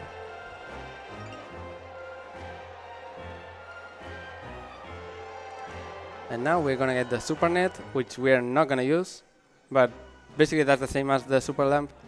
Gold sword damage, except it's really slow. It can be used for tennis, I guess, but as far as I know, it's not possible to finish the Deathman's Volley with it. No, I don't want to talk to you. Go away. So for our last stop, before going to Lorule Castle and finishing, we have to get the final bottle. And coincidentally, that's done by donating a lot of money. So That sounds good. Do you have any donations during this? Because I have to give 3,000 rupees to this ferry in batches of 200. We have a lot of time. I'd like to remind everyone watching that we have an upcoming donation incentive for VVVVVVV as well.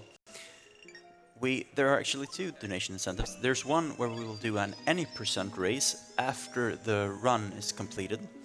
That one still needs another $90 to get met, and it's in just a couple of hours, so we're gonna need a bit of help with that. We also have a Gravitron showcase for the same game, where we will showcase the Gravitron minigame that is usually skipped during the run. That one still needs an additional $455, so please help out with that.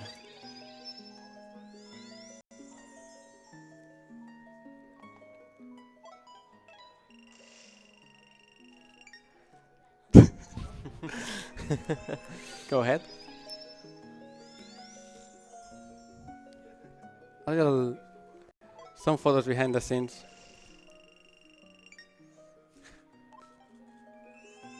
We have plenty of time for that.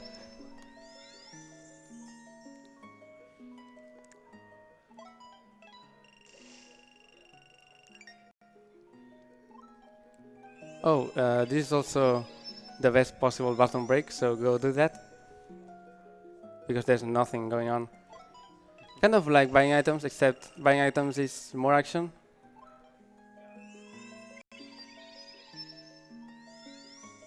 It would be way too simple to just put all the money in at one go. Yeah. It has to Where's be a the mystery. challenge? It has to be a mystery what you get. It's also like this in A Link to the Past, as far as I know. Except you get something.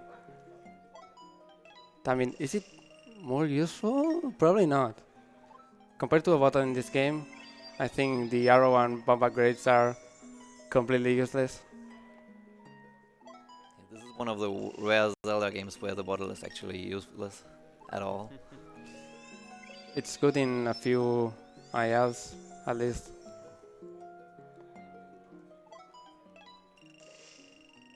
We should be done in about probably the next 3. I wasn't counting.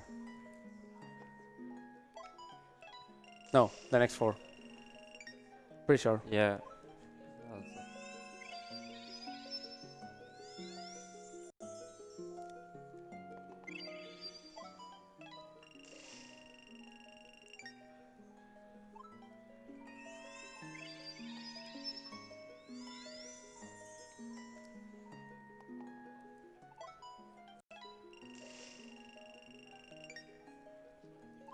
Oh, that's it. Ah. We got it. Yay. Nice. We pressed A for a while. And that's all the items outside of Lorule Castle. So we can actually go to Lorule Castle and have some action. Action? What's that? So Lorule Castle is technically really long. It has 4 trials, but it's a Zelda game with trials, so of course it means we can skip them. Wait, do you skip them in Skyward Sword? No. No. Do they count as trials? I guess so. Sorry. But yeah, we can skip the trials. But we also need to... It is called Trial of the Hero for a reason, I guess. we still have to go to the upper floor, so we need a key. Thankfully, there's a way to get a key really fast. I'm gonna line here. Not quite. Come on.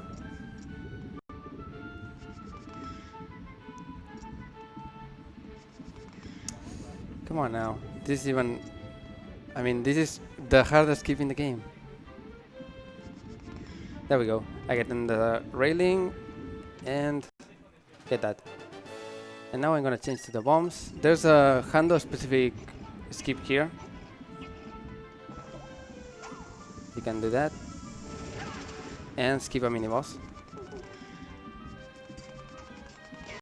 Oh.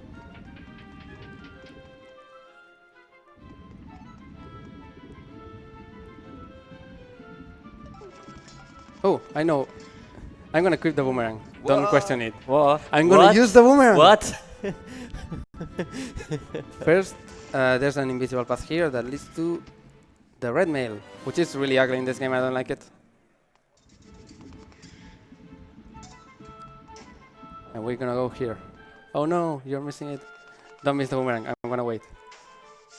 There we go. Hey! That's the only use for Boomerang because I can't really use it for this coming up. Okay, I'm gonna be really careful because I don't want to disappoint my parents or something like that. So I need to recoil like this and not quite. Not quite. Come on now.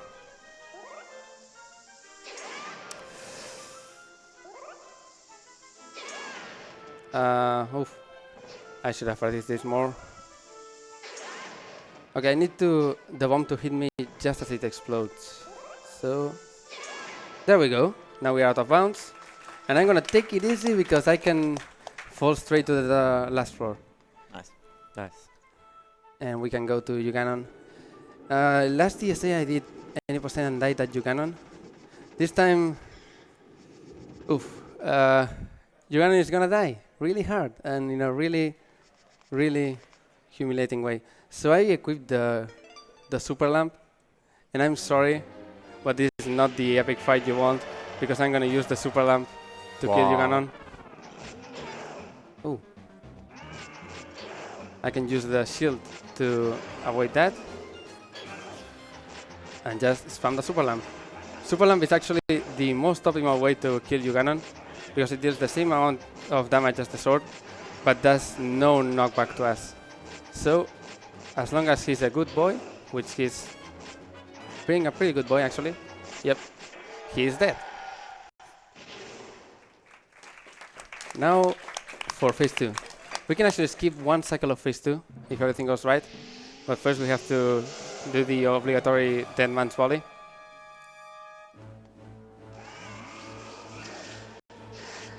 Good old Zelda ping pong. So Yuganon is gonna do something smart for once. He's gonna enter the wall and we can't hit him in any way. So in order to damage him, Zelda is gonna give us the Bow of Light, which is a bow that can thankfully shoot arrows in the wall for some reason. And we're gonna use that. We have to hit him once so he blocks, then go behind and do that. And now I need to do a specific sequence of events. So one great spin and that. And now I don't need to avoid anything. I have 20 hearts.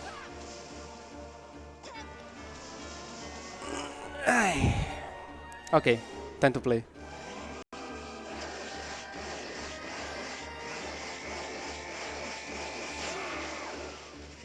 And now I'm gonna bait Yuganon to go here, right next to the painting, so I can get a fast cycle. And I need to hit him once and 2 great spins. Oh no, I didn't charge. No! Okay, Oh, damn. never mind then. For some reason the game made my V input, so we can wait here for a while. Oops. If everything went right, he would have died right there, and then I could just go to the end. So instead, we get to mash. He's going to a really weird place, but that's okay.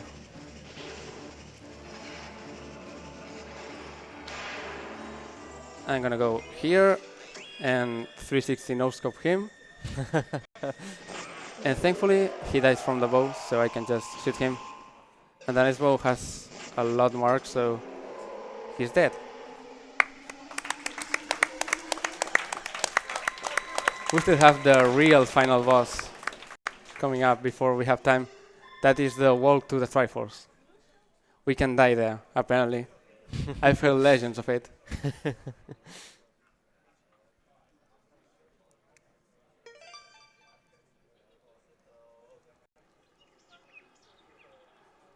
So we wake up somewhere in Hyrule, which apparently has the Triforce there.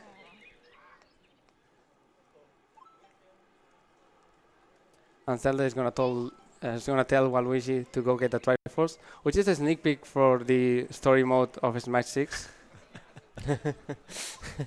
Just in case anyone is wondering. Yeah, Waluigi and Zelda are the main characters. And now we just walk. Can't dash here. And I'm gonna get ready. Because when we touch the Triforce, the timing ends. And time.